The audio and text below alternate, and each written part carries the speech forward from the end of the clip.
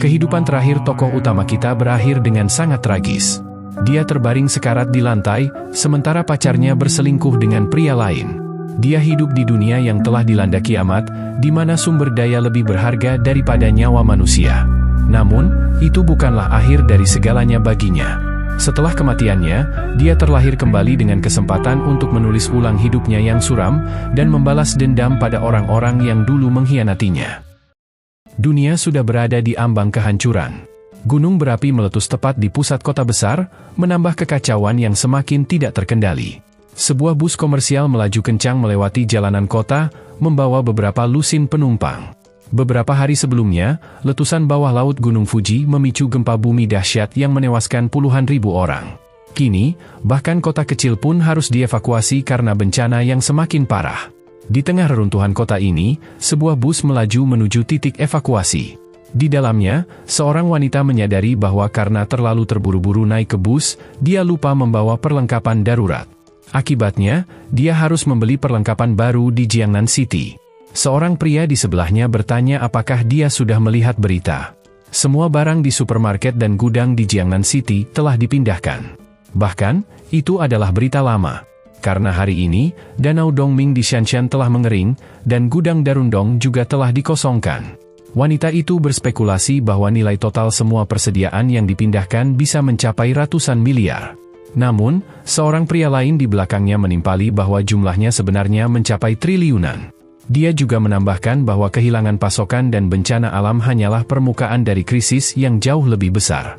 Kenyataannya, dunia benar-benar sedang menuju kehancuran total. Para penumpang di dalam bus sejenak merasa takut dengan pemikiran itu. Tetapi mereka tidak benar-benar mempercayai pria asing. Salah satu dari mereka bahkan mengatakan bahwa dia justru menantikan akhir dunia.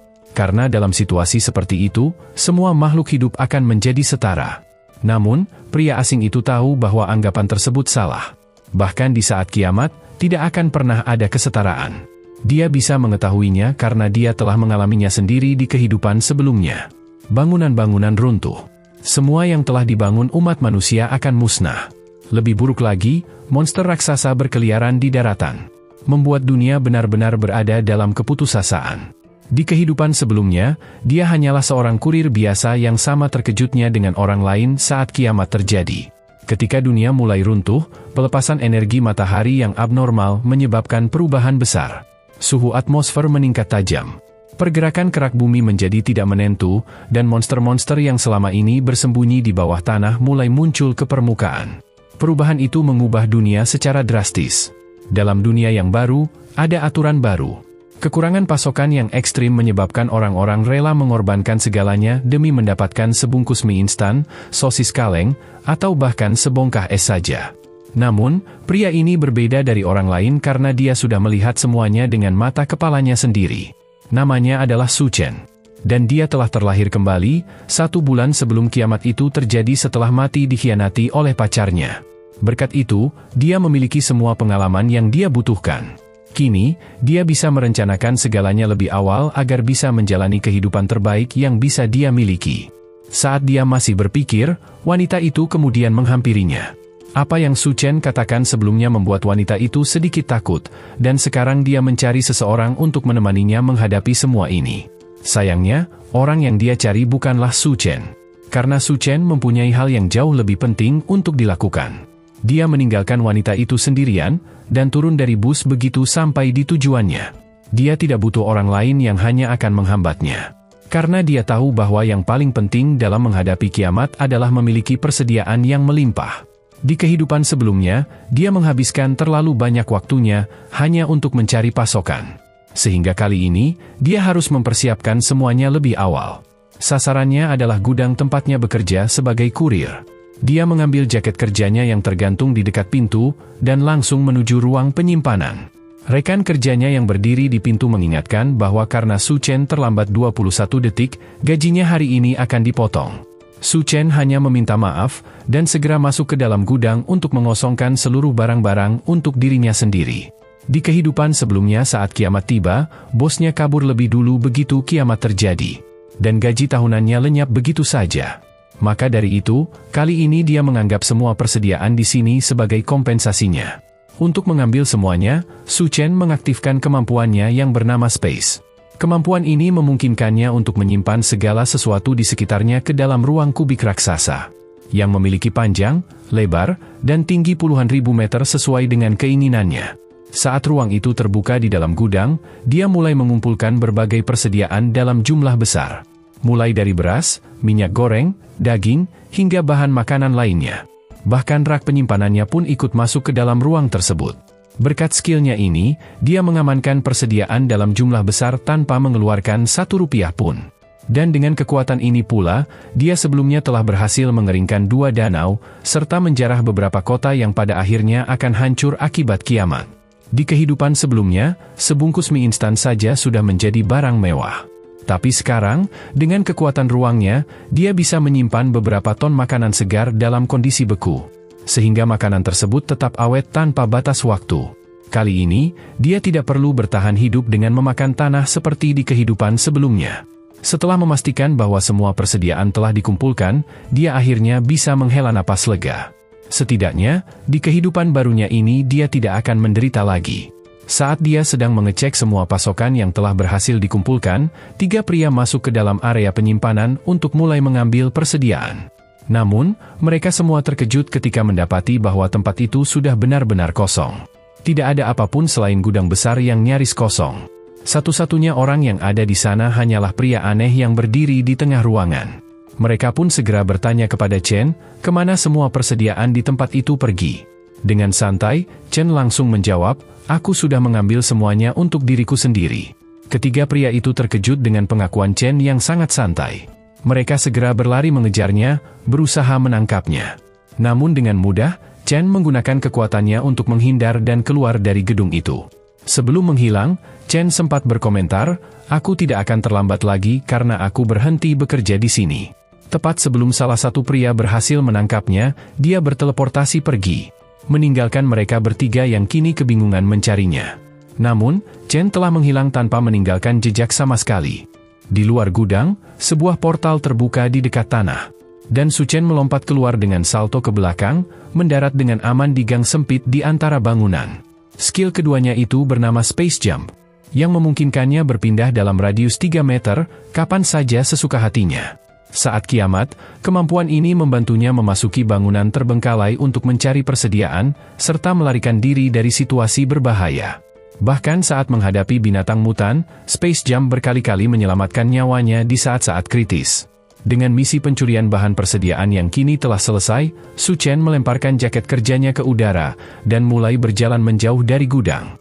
Tiba-tiba, HP-nya bergetar. Dia merogoh sakunya dan melihat pesan siaran darurat. Pesan itu memberitahukan bahwa bumi sedang mengalami pergerakan ekstrim, menyebabkan bencana alam lokal bermunculan di berbagai wilayah. Meski begitu, pesan tersebut juga menyatakan bahwa bencana ini tidak akan berdampak signifikan pada kehidupan sehari-hari. Pernyataan resmi dari pemerintah mengimbau masyarakat agar tetap tenang dan tidak panik. Namun, yang mereka benar-benar tidak tahu bahwa dunia sedang menuju kehancuran. Saat sedang membaca pesan itu, telepon Su Chen berdering. Nama yang muncul di layar membuat ekspresinya berubah menjadi penuh rasa muak. Itu adalah seorang wanita bernama Jiang Xiaoqian. Hanya dengan melihat namanya saja, tangannya sudah bergetar karena amarah. Su Chen menarik napas dalam-dalam, sebelum akhirnya mengangkat telepon itu. Begitu ponsel menempel di telinganya, suara wanita itu langsung terdengar, memekik marah pada Su Chen. Sudah lama Su Chen tidak berbicara dengannya. Dan kini Xiaoqian meluapkan kemarahannya karena Su Chen menghilang tanpa kabar. Bahkan, Su Chen telah menjual rumah mereka melalui agen properti tanpa memberitahunya. Dengan nada mengejek, Xiaoqian mempertanyakan apakah Su Chen benar-benar yakin bisa menemukan wanita lain setelah menjual rumah mereka. Xiaoqian adalah tunangannya, tetapi Su Chen saat ini tidak ingin lagi berbicara dengannya. Saat menelpon, terlihat Xiaoqian sedang mengoleskan lipstiknya setelah baru saja berselingkuh dengan pria lain, yaitu dengan seorang pria bernama Xiaoyu yang bersantai di ranjang di belakangnya. Xiaoqian terus memarahi Su Chen di telepon, menuntut apakah Su Chen masih ingat tanggung jawabnya sebagai seorang pria. Su Chen mungkin memang tidak peduli pada rumah itu, tetapi sebagai seorang wanita, Xiaoqian menginginkan rumah itu sebagai bentuk jaminan untuk masa depannya. Setelah Xiaoqian puas meluapkan emosinya, Su Chen hanya bertanya apakah Xiaoqian sudah selesai mengoceh. Dan apakah ada hal lain yang ingin dikatakannya? Sikap Su Chen yang acuh tak acuh membuat Xiao Qian semakin kesal. Dia pun memberi Su Chen satu kesempatan terakhir. Mengancam bahwa jika Su Chen tidak segera kembali dan menyerahkan kepemilikan rumah kepadanya, maka dia akan membatalkan pernikahan mereka. Xiao Qian memberitahu bahwa dia sedang dalam perjalanan kembali ke Chengdu, dan berharap mereka bisa membicarakan ini lebih lanjut saat dia tiba. Namun, sebelum dia sempat menyelesaikan kalimatnya, Su Chen langsung menutup teleponnya tanpa memberi jawaban sedikitpun. Dalam kehidupan sebelumnya, Su Chen menghabiskan 5 tahun bersama Xiao Qian di tengah hari kiamat. Dia mencari sumber daya kemana-mana demi memberi makan Xiao Qian, dan membawanya ke tempat perlindungan yang aman. Jika bukan karena dirinya, Xiao Qian pasti sudah mati kelaparan di tengah dunia yang hancur ini. Namun, meski telah melakukan segalanya, Xiao Qian tetap berselingkuh berkali-kali dengan seorang pria kejam yang tak segan memukuli Su Chen setiap kali dia kembali tanpa membawa apa-apa. Xiao Yu, pria itu, bahkan menuduh Su Chen menyembunyikan barang-barang bagus hanya untuk dirinya sendiri. Hingga pada akhirnya, Xiao Yu membunuh Su Chen di tempat perlindungan yang seharusnya menjadi tempat aman mereka berdua. Parahnya lagi, Xiao Qian tidak menunjukkan sedikitpun kesedihan.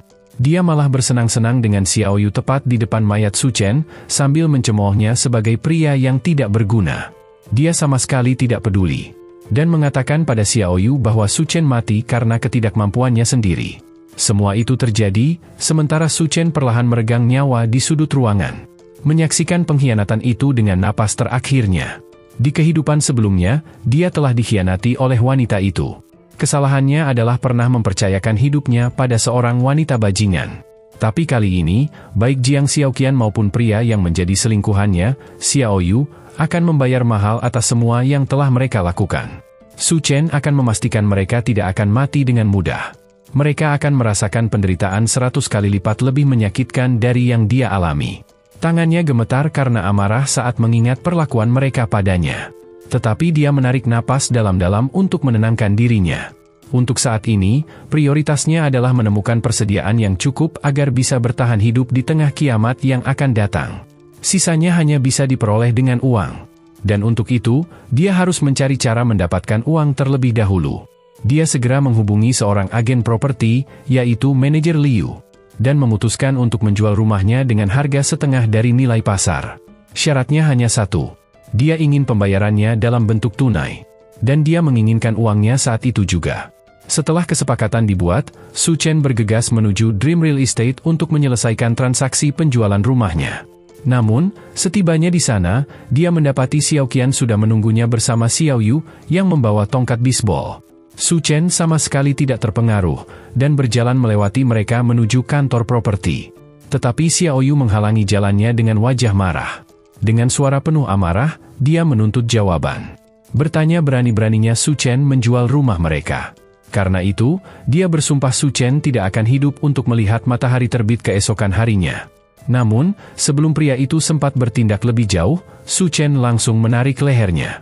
Dengan kekuatan penuh, dia mengangkat tubuh Xiao Yu dari tanah, lalu membantingnya dengan keras ke lantai. Melihat hal itu, Xiao Qian berlari mendekat. Berusaha melindungi kekasih gelapnya dari serangan tunangannya sendiri. Dia menarik jaket Su Chen sambil berteriak meminta tolong. Menuduh Su Chen sebagai pembunuh. Tanpa ragu, Su Chen melayangkan tamparan ke wajah Xiao Qian, membuat Xiao Qian terjatuh ke tanah. Dia menatap Su Chen dengan ekspresi terkejut. Tidak percaya bahwa pria yang selama ini tunduk padanya berani menyentuhnya. Sementara itu, Xiao Yu yang masih terbaring di lantai merintih dan memohon belas kasihan. Su Chen menatapnya tajam, dan meyakinkannya bahwa dia tidak akan mati begitu cepat. Setelah mengatakan itu, Su Chen melepaskan cengkeramannya, membuat Xiao Yu terbatuk-batuk ketakutan dan dia mundur dengan panik. Xiao Qian segera bergegas memeriksa kondisi Xiao Yu. Sementara Su Chen tanpa peduli melewati mereka dan masuk ke dalam kantor properti. Namun, Xiao Qian tetap tidak belajar dari kesalahan.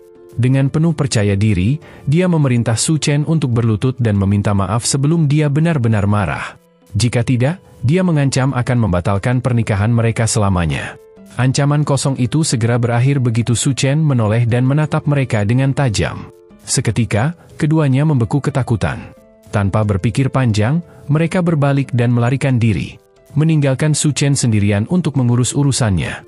Setelah mereka benar-benar pergi, Su Chen masuk ke kantor dan bertemu dengan agen propertinya. Pria tua itu menyambutnya dengan senyum lebar dan menawarkan segelas air. Jelas bersemangat dengan kesepakatan yang akan terjadi. Dalam hatinya, dia menganggap Su Chen sebagai orang bodoh karena mau menjual rumah yang senilai lebih dari 1 juta yuan atau setara dengan 2 miliar rupiah hanya dengan harga setengahnya. Dengan keuntungan besar di hadapannya, dia langsung menyetujui pembayaran penuh di tempat dan menyerahkan kontrak pada Su Chen untuk ditandatangani.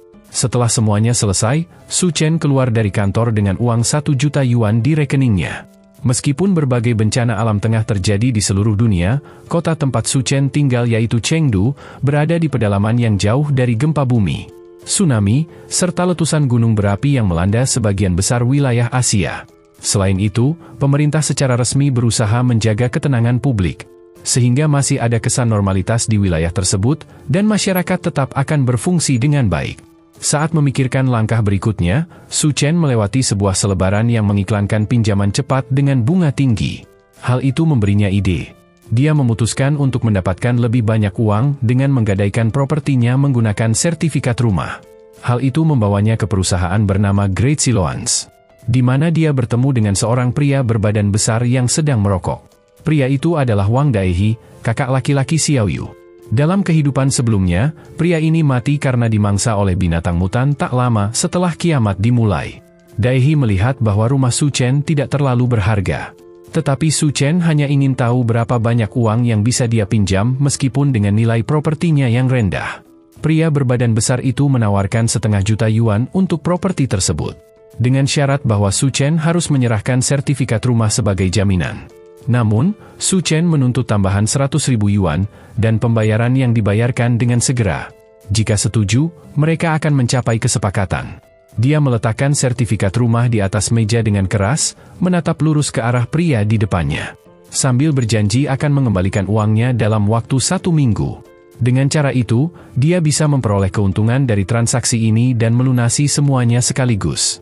Daehi tertarik dengan tawaran itu. Baginya, Su Chen tampak seperti seorang yang sedang terlilit judi online. Dalam pikirannya, selama ada keuntungan yang bisa diperoleh, dia bahkan rela menjual orang tuanya sendiri. Dia berpikir bahwa Su Chen benar-benar bodoh jika percaya bahwa Su Chen bisa mengubah hidupnya dalam waktu 1 hari. Namun, yang tidak dia sadari adalah seberapa jauh rencana Su Chen yang sebenarnya.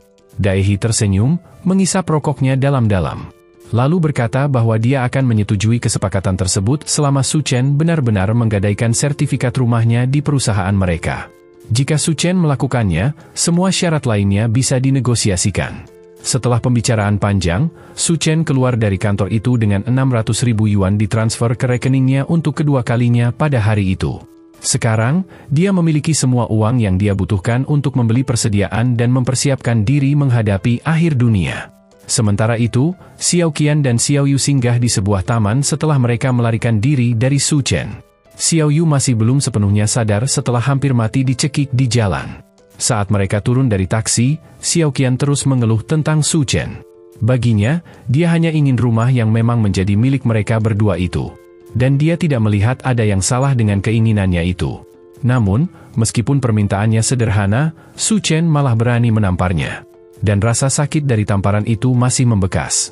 Karena itu, dia pun bersumpah akan memastikan Su Chen membayar semua perbuatannya, tidak peduli apapun yang terjadi.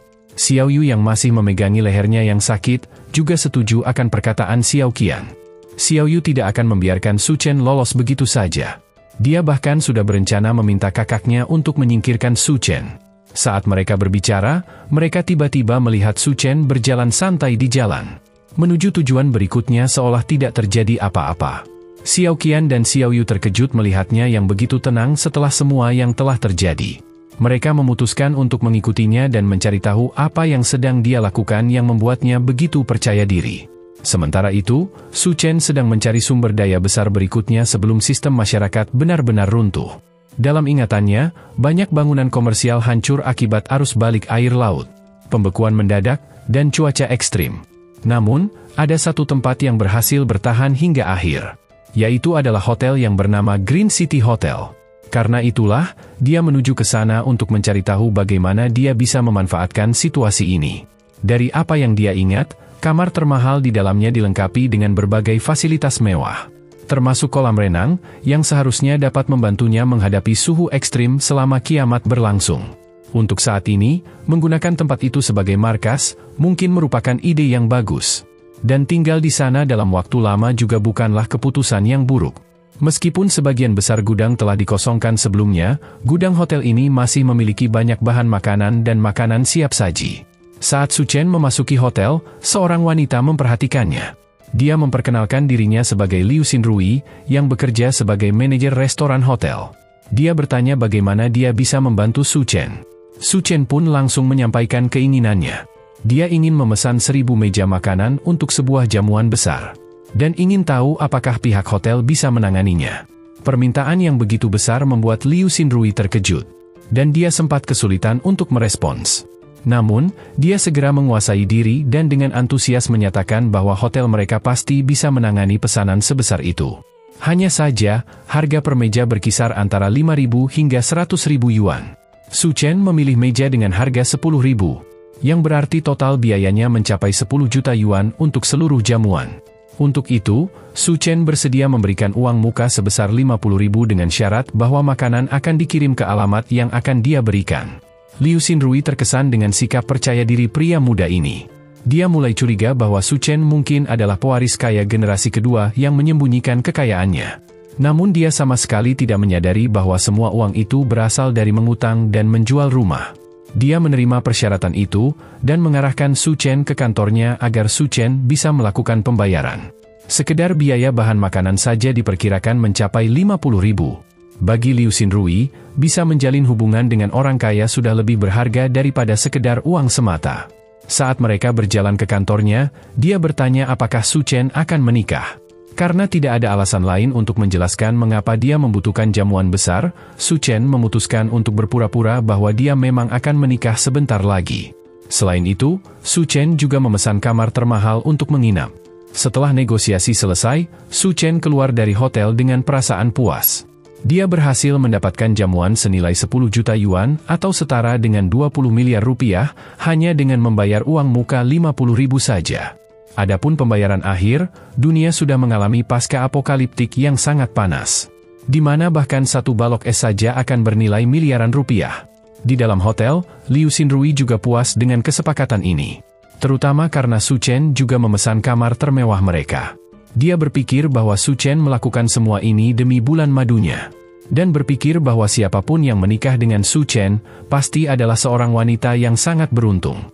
Saat dia sedang duduk dan memikirkan hal itu, tiba-tiba Xiao Qian masuk ke dalam hotel dan bertanya kepada manajer tentang Su Chen. Manajer Liu tidak langsung menjawab, melainkan bertanya lebih dulu siapa sebenarnya wanita ini. Xiao Qian dengan percaya diri menyebut dirinya sebagai pacar Su Chen dan ingin tahu apa yang dia lakukan di hotel. Setelah mendapatkan jawaban itu, manajer Liu pun memberitahu Xiao Qian bahwa pacarnya baru saja memesan jamuan 1000 meja di hotel mereka. Bahkan, dia menambahkan bahwa memiliki pacar seperti Su Chen pasti luar biasa. Namun, dalam pikirannya, manajer Liu menilai bahwa Xiao Qian hanya memiliki nilai 7 dalam skala kecantikan, dan sifatnya tampak terlalu sombong. Tapi, dia juga berpikir bahwa pria kaya seringkali menyukai wanita seperti ini. Baik Xiao Qian maupun Xiao Yu sangat terkejut mendengar bahwa Su Chen bisa memesan jamuan seharga 10 juta. Awalnya mereka tidak percaya. Tapi kemudian, manajer Liu menjelaskan bahwa orang kaya seringkali menyembunyikan identitas mereka. Mereka takut pasangan mereka hanya mengejar uang, sehingga baru mengungkapkan kekayaan mereka pada hari pernikahan. Xiao Qian dan Xiao Yu masih tidak yakin bahwa Su Chen benar-benar kaya. Xiao Qian teringat bahwa dalam beberapa hari terakhir, Su Chen justru berusaha menjauh dari mereka dan bahkan bersikap dingin. Namun, manajer Liu membuktikan ucapannya dengan menunjukkan bukti bahwa Su Chen telah mentransfer 50.000 yuan sebagai uang muka untuk jamuan tersebut. Kedua orang itu meninggalkan hotel untuk memikirkan informasi baru yang mereka temukan. Mengapa Su Chen memesan begitu banyak makanan di hotel bintang 5 yang mewah? Siapa yang ingin dia undang? Xiao Qian percaya bahwa Su Chen ingin memperkenalkannya kepada lingkaran orang-orang kaya. Dan kemudian membawanya masuk ke dalam kehidupan penuh kemewahan. Xiao Yu bertanya apa yang harus mereka lakukan sekarang setelah mengetahui hal ini, sambil mencoba meraba dadanya.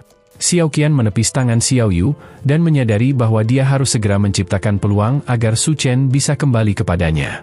Di dalam pikiran Xiao Qian, dia mulai membayangkan kehidupan yang dipenuhi dengan kekayaan dan kemewahan. Di mana dia mengenakan pakaian mahal, tinggal di rumah mewah, yang dikelilingi oleh pelayan dan butler yang melayaninya. Hanya membayangkan hal itu saja sudah membuatnya meneteskan air liur. Dan dia tak percaya bahwa dia bisa melihat kesempatan seperti ini melalui seseorang seperti Su Chen. Sementara itu, Su Chen kembali ke rumah lamanya untuk melanjutkan rencananya membeli berbagai persediaan dengan harga 0 rupiah. Yang pada dasarnya itu adalah tindakan mencuri, karena dia sama sekali tidak berencana untuk mengembalikan atau membayar apapun yang telah dia ambil. Saat melakukan aksinya, banyak barang penting yang belum dia beli. Dan uang yang tersisa tidak cukup untuk menutupi biaya tersebut. Maka, dia pun menggunakan cara licik lainnya untuk mendapatkan uang. Dia bisa menggunakan aplikasi pinjaman online untuk mendapatkan sejumlah besar uang dengan cepat. Dan menggunakannya untuk mendanai aksi borong bahan persediaannya. Sepanjang sore itu, Su Chen mendownload lebih dari 80 aplikasi sekaligus. Dan menghabiskan waktu lama untuk mengambil foto selfie, serta mengajukan pinjaman dengan jumlah mulai dari 30.000 yuan ke atas. Saat semuanya selesai, dia telah berhasil mendapatkan sekitar 970.000 yuan dalam bentuk pinjaman. Dan dia siap untuk kembali memulai aksi belanja besar-besarannya. Dia terjatuh ke tempat tidur, merasa hampir pingsan. Tetapi tidak ada waktu untuk beristirahat karena masih banyak hal yang harus dia beli. Dia harus mendapatkan alat perapian, pembuat es, balok es, batu bara tanpa asap, dan berbagai perlengkapan lain yang tidak tersedia di supermarket. Beruntung, semua barang ini bisa dibeli secara online. Dan pengirimannya sangat cepat. Dia akan membutuhkan semua ini untuk bertahan dari panas ekstrim, dan musim dingin yang ganas yang akan menjadi awal dari kiamat. Keselamatannya dalam menghadapi perubahan suhu yang ekstrim sepenuhnya bergantung pada apakah dia memiliki cukup bahan untuk mengatur suhu lingkungannya. Dia pun harus segera bekerja, menghubungi berbagai perusahaan untuk mempersiapkan bahan yang dia butuhkan. Dia mulai dengan memesan 2.000 ton batu bara tanpa asap, dan menawarkan 500 juta yuan sebagai uang muka. Kemudian, dia melakukan hal yang sama dengan pabrik es. Memesan beberapa ton es dari mereka. Beberapa perusahaan meminta pertemuan tatap muka. Su Chen pun meninggalkan apartemennya untuk berbicara langsung dengan para produsen es. Saat Su Chen melangkah keluar, dia bertemu dengan wajah baru, yang diikuti oleh seseorang yang tidak diinginkannya. Wanita itu bernama Lina, seorang teman dekat Xiao Qian. Faktanya, wanita itulah orang yang memperkenalkan Su Chen dengan Xiao Qian, dan menjebak Su Chen dalam hubungan buruk itu. Lina berjalan mendekatinya dengan senyum, sementara Xiao Qian mengikuti dari belakang. Lina kemudian mengatakan bahwa pacarnya sangat merindukannya. Su Chen menatapnya dengan dingin. Bertanya apakah Xiao Qian merindukan dirinya, atau sebenarnya hanya merindukan rumahnya. Lina mencoba membela temannya. Mengatakan bahwa Xiao Qian hanya mengujinya sebelumnya. Dia menuduh Su Chen tidak peka, dan mengabaikan betapa sedihnya Xiao Qian tanpanya. Sementara itu, Xiao Qian mengambil kesempatan untuk memegang lengan Su Chen dan memohon padanya. Dia meminta Su Chen menemaninya berjalan-jalan. Dan meminta maaf karena telah memarahinya kemarin, dengan harapan agar Su Chen tidak akan marah lagi. Namun, aktingnya sama sekali tidak membuat Su Chen terkesan. Su Chen menarik lengannya, dan berkata bahwa dia sedang sibuk. Berkata bahwa Xiao Qian bisa berjalan-jalan sendiri. Xiao Qian terkejut melihat bagaimana Su Chen kini bertingkah sangat angkuh. Tetapi Lina segera menyadarkan Xiao Qian, dan menunjuk ke arah Su Chen yang sedang menaiki taksi untuk pergi ke suatu tempat. Ini mungkin kesempatan terakhir bagi Xiao Qian, sehingga Lina pun mendorongnya untuk mengikuti Su Chen dengan taksi lain dan melihat kemana dia pergi. Sementara itu, Su Chen tiba di pabrik es untuk bertemu dengan manajer dan menyelesaikan pemesanannya. Seorang pria paruh baya menyambutnya dengan ramah, dan tampak terkejut melihat betapa muda pria yang membeli esnya dalam jumlah sebesar itu.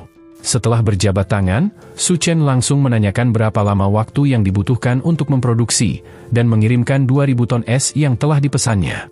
Manajer itu meyakinkan Su Chen bahwa pabrik mereka sangat efisien, dan merupakan salah satu yang terbaik di negara bagian ini. Dia berjanji bahwa es yang dipesan, yang bisa dikonsumsi akan dikirim dalam 3 hari. Dengan total biaya 800.000 yuan. Tanpa ragu, Su Chen menyetujui harga tersebut. Dan menyerahkan uang muka sebesar 100.000 yuan. Lalu, dia memberikan alamat tujuan pengiriman es tersebut. Sekarang setelah transaksi dikonfirmasi, manajer itu menjadi penasaran dan bertanya untuk apa sebenarnya Su Chen membutuhkan sangat banyak es itu. Apakah ada acara besar yang akan berlangsung? Jika Su Chen adalah seorang penyelenggara acara, mereka bisa bekerja sama lebih sering di masa depan. Dugaan manajer itu tidak sepenuhnya salah, karena memang ada acara besar yang akan segera terjadi. Tapi tentu saja, Su Chen tidak bisa begitu saja mengungkapkan kebenarannya. Su Chen pun berbohong dan mengatakan bahwa dia berencana menyumbangkan seluruh es tersebut ke Alishan untuk kegiatan amal. Manajer itu terkejut mendengarnya. Namun baginya, transaksi sebesar 800.000 yuan yang langsung disepakati di depan pintu masuk sudah lebih dari cukup untuk membuatnya terkesan. Dia berpikir, anak muda ini pasti bukan orang sembarangan. Saat dia melihat taksi Su Chen pergi, sebuah taksi lain berhenti di depan pabriknya. Dia bertanya-tanya apakah ini pelanggan lain yang datang tanpa janji. Xiao Qian dan Lina keluar dari taksi, dan langsung berjalan menghampiri manajer. Xiao Qian memperkenalkan diri sebagai tunangan Su Chen, dan mengatakan bahwa dia ingin tahu apa yang telah mereka bicarakan. Manajer itu sedikit curiga, bertanya-tanya apakah ini semacam permainan penyelidikan. Namun pada akhirnya, dia tetap menjawab bahwa Su Chen baru saja memesan esnya senilai 800.000 yuan atau sekitar 1,8 miliar dari perusahaannya.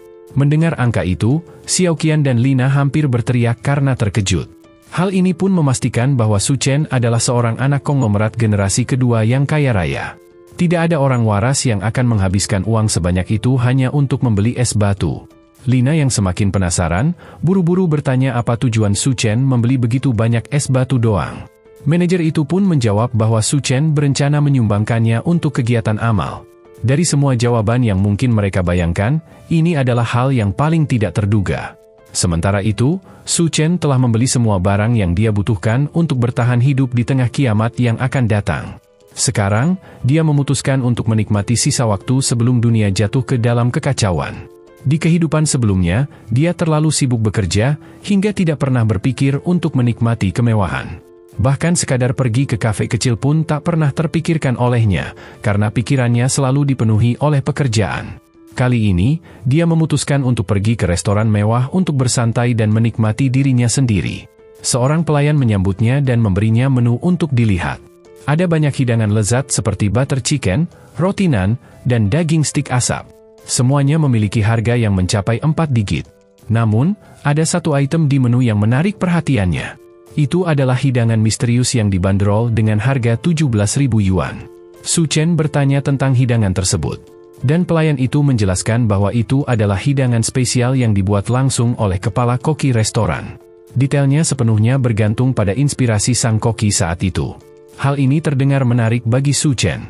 Dia pun memutuskan untuk memesan hidangan tersebut. Dalam kehidupan sebelumnya, ketika kiamat baru saja dimulai, kekuatan misterius menyebabkan banyak makhluk bermutasi dan berubah menjadi monster mengerikan. Salah satu yang paling menakutkan adalah ular raksasa yang muncul di tengah banjir pada hari-hari awal kiamat.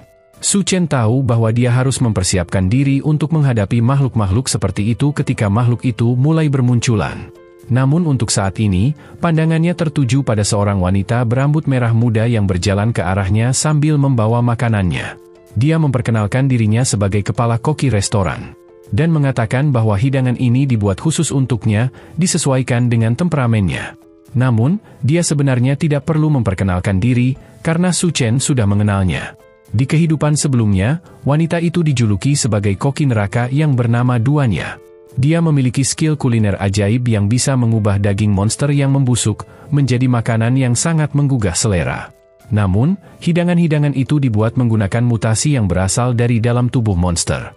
Dan siapapun yang memakannya, pasti akan menghadapi kematian. Dia melihat ekspresi gelap Su Chen, dan bertanya-tanya apakah Su Chen mengira bahwa wanita secantik dirinya akan meracuni makanannya. Untuk menenangkan Su Chen, dia pun mulai menjelaskan hidangan yang dia buat. Hidangan itu bernama Dual Face Life, sebuah daging stik dengan dua sisi berbeda. Satu sisi adalah tuna yang digoreng dengan mentega coklat, sementara sisi lainnya dibalut dengan puff pastry dan digoreng hingga renyah. Perpaduan dua rasa ini mampu menciptakan pengalaman yang tak terlupakan. Su Chen menyembunyikan ekspresinya, dan mulai mencicipi stik itu. Rasanya benar-benar sepadan dengan harganya 17.000 yuan. Dan kelezatannya juga luar biasa. Jika saja duanya bisa memasakkan makanan lezat untuknya setiap hari di tengah kiamat nanti. Tapi ada kemungkinan bahwa wanita itu bisa meracuni makanannya, dan Su Chen tidak akan pernah tahu kapan hal itu terjadi. Sementara itu, di luar restoran, Xiao Qian dan Lina menatap tempat itu dengan iri. Bertanya-tanya makanan mahal apa yang sedang dinikmati Su Chen. Mereka mendengar bahwa setiap hidangan di sana setidaknya harganya sebesar 10.000 yuan. Dan fakta bahwa Su Chen datang ke sana hanya untuk sekedar makan, menunjukkan bahwa Su Chen memang pasti adalah seorang anak konglomerat generasi kedua. Xiao Qian berpikir, jika dia bisa menikah dengan pria kaya seperti Su Chen, dia pasti bisa menghidupi saudari-saudarinya dengan baik. Kemudian, dalam petualangan Su Chen mengelilingi kota, dia menuju ke sebuah bar bernama Ariaskans di Golden Sales Vault of Shangdu. Di kehidupan sebelumnya, Su Chen menyesal tidak pernah menikmati tempat-tempat mewah seperti ini. Ketika kiamat dimulai, tempat-tempat seperti ini akan lenyap. Su Chen pun ingin menikmati semua hiburan ini selagi dia bisa. Saat dia duduk, sekelompok gadis langsung menghampirinya. Dia setuju untuk minum bersama mereka. Tetapi perhatian Su Chen tertuju pada satu gadis yang tampak kurang bersemangat dibanding teman-temannya. Teman-temannya memperkenalkannya sebagai Yun Yun. Dan ini adalah pertama kalinya gadis itu datang ke klub. Baru-baru ini, pacarnya berselingkuh darinya. Bukan dengan wanita cantik, melainkan dengan seorang wanita tua yang keriput. Merasa depresi, gadis itu langsung menenggak segelas alkohol, lalu membanting gelasnya ke meja. Dia menatap Su Chen dan bertanya, "Apakah kau masih lajang? Maukah kau bersenang-senang denganku?" Teman-temannya pun bersorak mendukungnya. Sementara itu di sisi lain, Xiao Qian dan Lina memasuki klub dan langsung melihat Su Chen, yang tampak nyaman di sudut ruangan bersama Yun Yun. Su Chen menyadari kehadiran mereka berdua. Tanpa ragu, dia merangkul Yun Yun dan membawanya naik ke lantai atas. Melihat itu, Xiao Qian dan Lina langsung mengejar mereka, berusaha mengikuti langkahnya. Su Chen berlari ke sebuah kamar random, masuk, lalu mengunci pintunya. Dia menghela napas, dan meminta maaf kepada Yun Yun karena membawanya ke atas secara tiba-tiba. Namun, Yun Yun tampaknya lebih tertarik untuk bersamanya daripada mendengar penjelasan itu. Namun, Su Chen tidak tertarik untuk mengambil keuntungan dari kondisi Yun Yun yang sedang rapuh. Sebagai gantinya, Su Chen mengetuk dahi Yun Yun dengan lembut, dan memperingatkannya untuk tidak keluar. Serta menyarankan agar Yun Yun mulai menyetok makanan di rumahnya selagi masih bisa. Su Chen juga mencoba menasihatinya untuk tidak datang ke tempat-tempat seperti ini, karena Yun Yun tampak sebagai seorang yang lebih menghargai cinta dibandingkan dengan kesenangan sesaat. Tapi kemudian, Su Chen menyadari apa gunanya dia memberi saran seperti itu pada orang lain. Lagi pula, tidak akan ada masa depan baginya untuk dikhawatirkan. Ini adalah kesempatan langka baginya untuk menikmati tempat seperti ini. Tapi situasi ini tetap memaksa Su Chen untuk menghindarinya. Dia berjalan ke bagian belakang ruangan, dan melihat Xiao Qian serta Lina menendang semua pintu-pintu kamar. Berusaha menemukan Su Chen berada. Dengan kehadiran dua orang itu di sini, Su Chen sadar bahwa tidak ada harapan baginya untuk menikmati malam ini lagi. Dia berhasil menghindari perburuan mereka, dan pulang ke rumah untuk bersantai. Menjauh dari dua gadis gila yang mengamuk mencarinya. Keesokan harinya, semua barang yang dipesannya, termasuk arang tanpa asap dan es dalam jumlah besar, akhirnya dikirim. Beberapa truk berhenti di depan gudang yang telah ia sewa untuk menerima barang-barang tersebut. Su Chen mengarahkan mereka untuk menurunkan muatan dan menempatkannya sesuai dengan instruksi yang telah ia berikan. Salah satu sopir truk tampak khawatir karena gudang itu tidak memiliki ruang pendingin, yang berarti ada kemungkinan besar semua es akan mencair. Namun, Su Chen hanya tersenyum dan mengatakan bahwa mereka tidak perlu khawatir. Dia tetap meminta mereka untuk membawa semua barang masuk ke dalam gudang sesuai dengan posisinya masing-masing. Sementara itu, Xiao Yu melacak keberadaan Xiao Qian untuk memberitahunya bahwa Su Chen telah menyewa sebuah gudang besar di pinggiran kota dan membeli berbagai macam mesin besar yang kini sedang dipindahkan ke dalamnya. Tertarik dengan informasi itu, Xiao Qian mengajak Lena untuk ikut pergi ke gudang dan melihat langsung apa yang sedang terjadi. Saat mereka tiba, hal pertama yang menarik perhatian mereka adalah pengiriman makanan dalam jumlah besar dari Green City Hotel yang tengah diatur seperti pesta besar. Bahkan, ada karpet merah yang digelar, membuat seluruh suasana tampak seperti pesta pernikahan mewah. Lena langsung yakin bahwa Su Chen akan melamar seseorang, dan tak lama lagi para tamu akan berdatangan untuk menghadiri pernikahan itu. Namun, Xiao Qian tetap mempertahankan harga dirinya. Dia mengatakan bahwa meskipun Su Chen benar-benar melamarnya, itu belum tentu berarti dia akan menerimanya begitu saja. Meski begitu, rasa penasarannya tetap besar, dan dia memutuskan untuk mendekatinya demi mengetahui seberapa serius Su Chen terhadapnya. Ketika mereka bertanya langsung kepada Su Chen mengapa dia membeli begitu banyak barang dan apa yang sebenarnya dia rencanakan, pria itu hanya tersenyum tanpa memberikan jawaban. Sebaliknya, dia malah menyuruh mereka untuk membantu memindahkan barang-barang ke dalam gudang. "Kalau kalian membantu, aku akan memberitahu semuanya," katanya santai. Xiao Qian langsung merasa jijik dengan ide itu. Bagaimana mungkin dia, yang berambisi menjadi seorang nyonya kaya, diminta untuk melakukan pekerjaan kasar seperti ini? Namun, Lena dengan cepat mengingatkannya bahwa ini bisa menjadi ujian untuk melihat apakah dia layak menjadi wanita kaya atau tidak. Meskipun masih merasa kesal, Xiao Qian akhirnya setuju untuk melakukannya, demi masa depannya sebagai wanita kaya. Dengan penuh tekad, dia mengangkat sebuah kotak berat di atas pundaknya untuk membuktikan bahwa dia bukan sekadar wanita lemah. Lena juga ikut membantu, karena dia tahu bahwa pria-pria kaya generasi kedua biasanya memiliki selera yang unik. Jika dia bisa menarik perhatian Su Chen, mungkin dia juga bisa menjadi seorang nyonya kaya. Sementara itu, Su Chen hanya tertawa melihat bagaimana kedua gadis itu bekerja keras untuknya secara gratis. Jumlah barang yang harus dipindahkan sangat banyak. Meskipun pihak hotel telah mengirimkan beberapa orang untuk membantu, tetap saja pekerjaan ini memakan waktu hampir sepanjang hari. Saat matahari mulai terbenam, akhirnya semua pekerjaan selesai. Xiao Qian merasa sangat kelelahan dan marah. Dia telah bekerja keras seharian penuh tanpa diberikan makanan.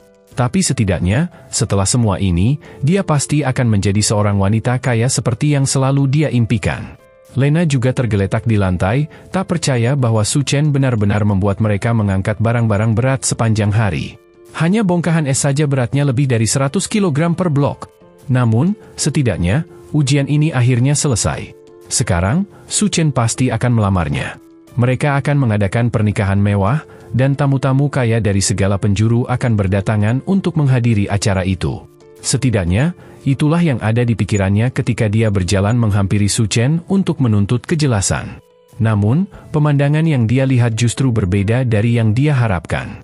Su Chen tengah membayar semua pekerja dengan jumlah uang yang besar sebagai bentuk apresiasi atas kerja keras mereka. Dia bahkan berjanji akan melunasi sisa pembayaran sesuai kontrak dalam minggu ini. Para pekerja mengucapkan terima kasih sebelum pergi. Sementara itu, Xiao Qian hanya bisa bersandar di pintu, menunggu Su Chen melamarnya. Tapi yang terjadi selanjutnya membuatnya terdiam. Su Chen hanya berjalan melewatinya tanpa berkata apa-apa dan langsung menuju ke dalam gudang. Dalam perjalanannya, Su Chen berterima kasih pada Xiao Qian karena telah membantu, tetapi mengatakan bahwa dia tidak akan mendapat bayaran atas pekerjaannya, lalu menyuruhnya pergi. Xiao Qian dengan putus asa meminta Su Chen untuk berhenti mempermainkannya. Pasti ada tamu yang datang untuk menyaksikan awal dari kehidupan pernikahan mereka yang bahagia. Bukankah semua persiapan ini dilakukan untuk itu? Su Chen hanya terhibur oleh ilusi Xiao Qian tentang kehidupan yang indah. Dia hampir berharap bahwa kebahagiaan itu bisa menjadi nyata. Namun kenyataannya, bukan hanya dia telah menjual rumahnya, tetapi dia juga terlilit utang dalam jumlah besar akibat berbagai pinjaman yang ia ambil untuk membeli semua barang ini. Lina berteriak kaget dari belakang. Itu mustahil! Su Chen telah membeli makanan senilai lebih dari 10 juta yuan dari restoran, serta puluhan ribu persediaan lainnya. Bagaimana mungkin dia bisa bangkrut setelah semua itu? Su Chen memutuskan untuk berbohong, mengatakan bahwa ada seorang bos besar yang ingin melakukan amal, jadi dia memutuskan untuk membantu. Bos itu ingin mengumpulkan orang-orang dari berbagai badan amal dan memberikan mereka makanan serta persediaan. Xiao Qian tak bisa menahannya lagi dan langsung menerjang Su Chen. Dia menjerit bahwa Su Chen telah menipunya dan mempermainkannya selama ini. Namun, Su Chen dengan mudah menghindari serangannya dan dengan tenang mengatakan bahwa dia tidak pernah berbohong. Semua ini hanyalah delusi yang diciptakan Xiao Qian sendiri, dan dia hanya terus berpikir sesuatu yang sebenarnya tidak pernah ada. Xiao Qian terus berteriak sambil tergeletak di tanah. Dia mengira Su Chen adalah pria kaya generasi kedua, tetapi setelah mengetahui bahwa dia bangkrut, dia dengan sinis mengatakan bahwa Su Chen boleh melupakan rencana menikahinya. Itu sama sekali tidak masalah bagi Su Chen, karena tidak ada orang waras yang peduli pada wanita matre seperti dia. Ucapan itu membuat Xiao Qian semakin murka, dan dia pergi dengan penuh amarah, bersumpah bahwa Su Chen akan menyesali segala perbuatannya. Lina mengejarnya, tetapi sebelum pergi, dia sempat memperingatkan Su Chen bahwa hidupnya telah berakhir. Su Chen sama sekali tidak khawatir dengan ancaman kosong mereka. Saat kiamat tiba, satu-satunya orang yang akan menyesal adalah mereka berdua. Kini, dengan dua gangguan itu lenyap, Su Chen mengunci dirinya di dalam gudang dan memandangi gunungan persediaan yang telah ia kumpulkan. Yang perlu ia lakukan sekarang hanyalah menunggu kiamat datang. Dia membuka ruang penyimpanan tak terbatas miliknya dan menyimpan semua barang itu untuk nanti. Setelah selesai dengan semuanya, dia kembali ke Green City Hotel untuk menikmati makanan santai lainnya sembari menunggu peradaban runtuh. Saat dia tengah bersantai di lobi hotel dengan hidangan lezat, sekumpulan orang masuk dengan suara gaduh, dan mereka semua adalah wajah-wajah yang dikenalnya.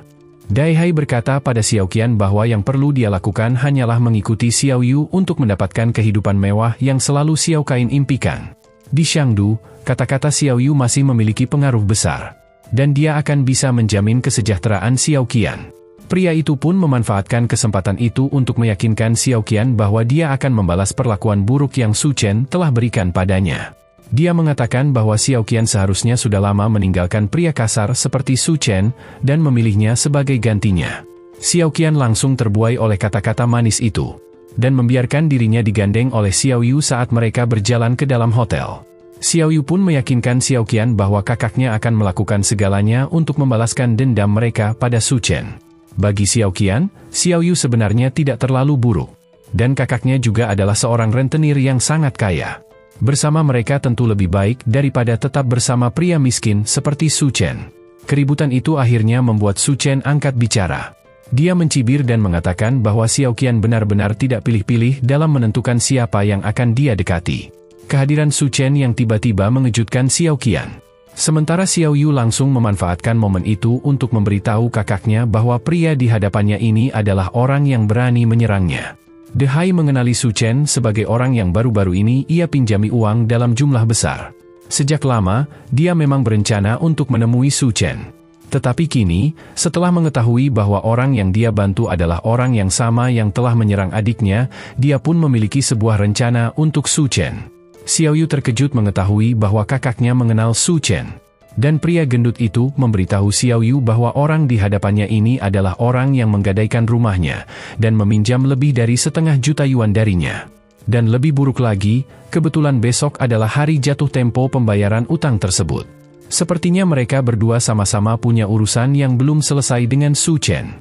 Xiao Qian pun merasa jijik mengetahui bahwa Su Chen bahkan punya keberanian untuk meminjam uang dari De Hai. Dengan hutang sebesar itu, tidak mungkin Su Chen bisa melunasinya seumur hidupnya.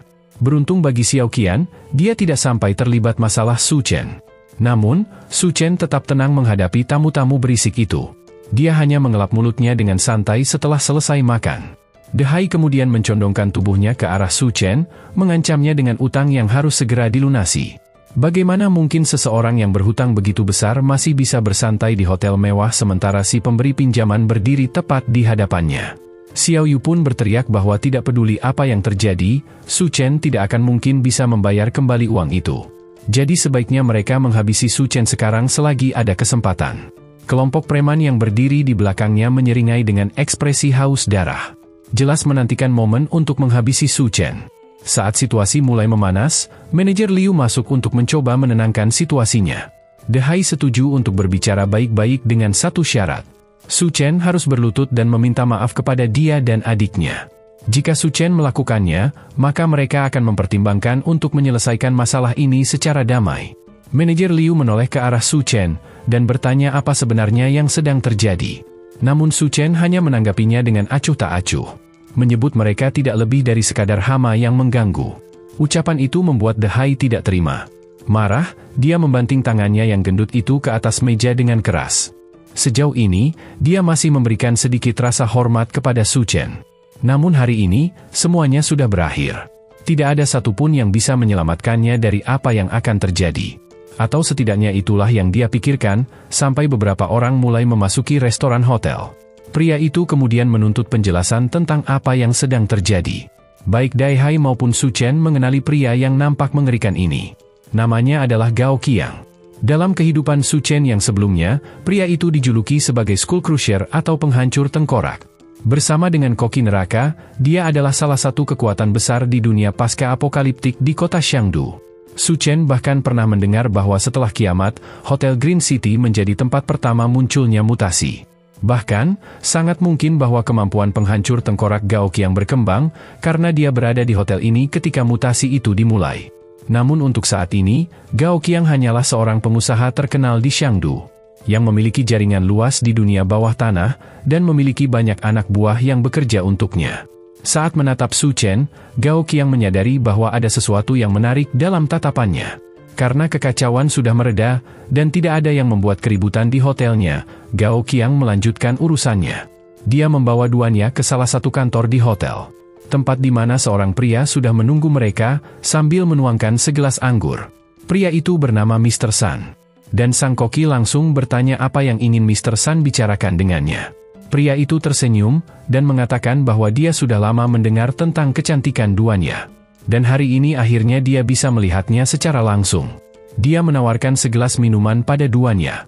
Namun, duannya bisa dengan jelas melihat bahwa ada sesuatu yang telah dilarutkan dalam minuman itu. Di mana dia menatap gelas itu dengan tidak percaya.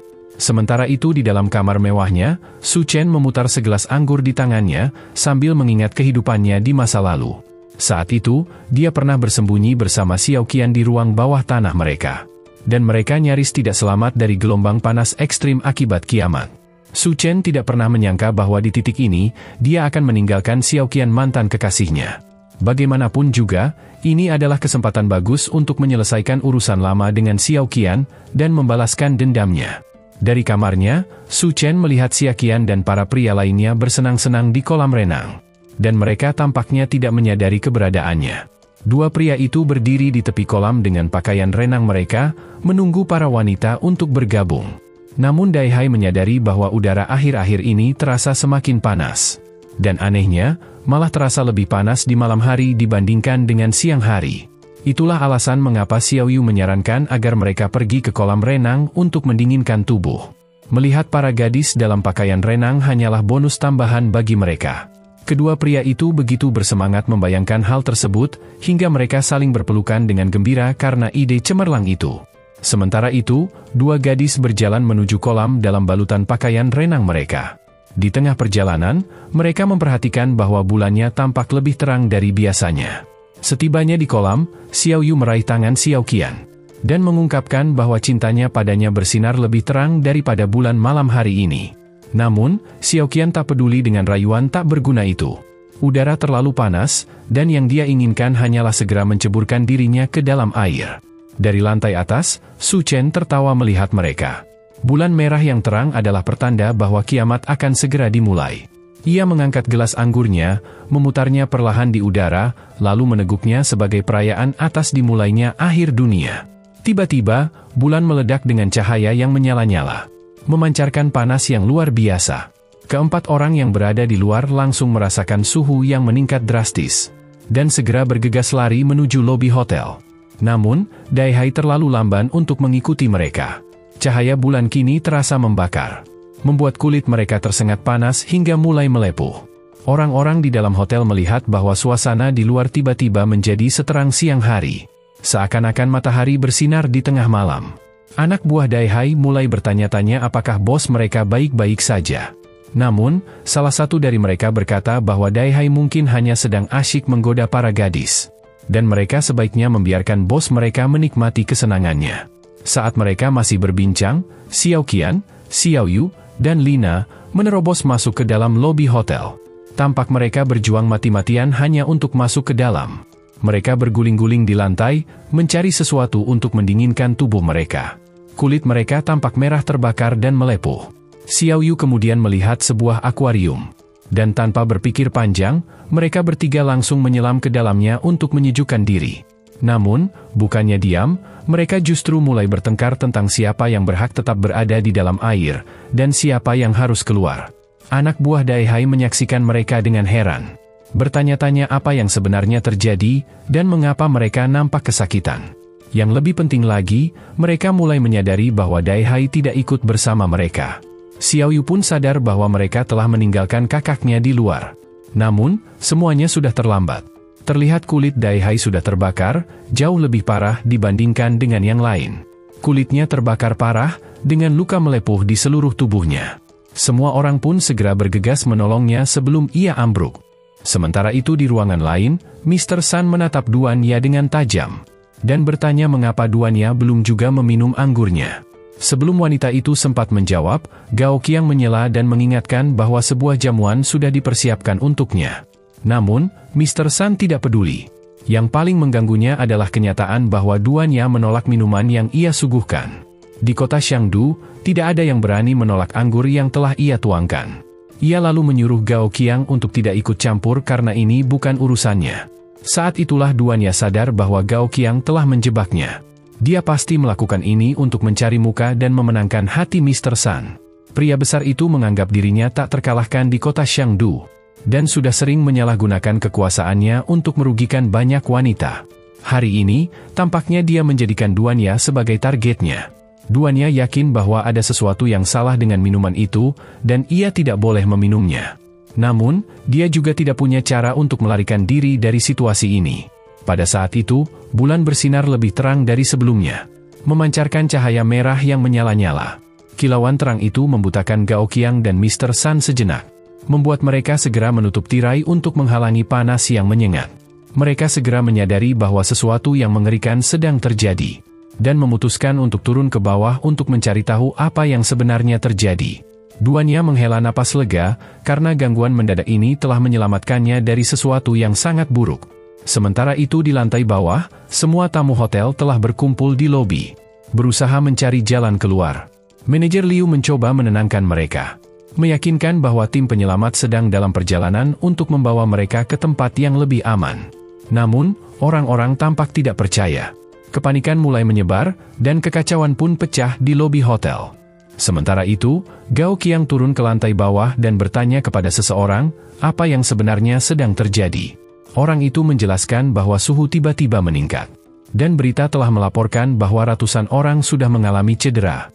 Mr. Sun mencoba menelepon salah satu temannya untuk mengirim seseorang menjemputnya dari hotel. Tetapi mereka mengatakan bahwa saat ini mereka sedang berusaha memastikan tidak ada gangguan listrik. Karena itu, tidak ada yang bisa datang untuk menjemputnya. Dai Hai masih terbakar di sudut ruangan akibat paparan langsung sinar matahari.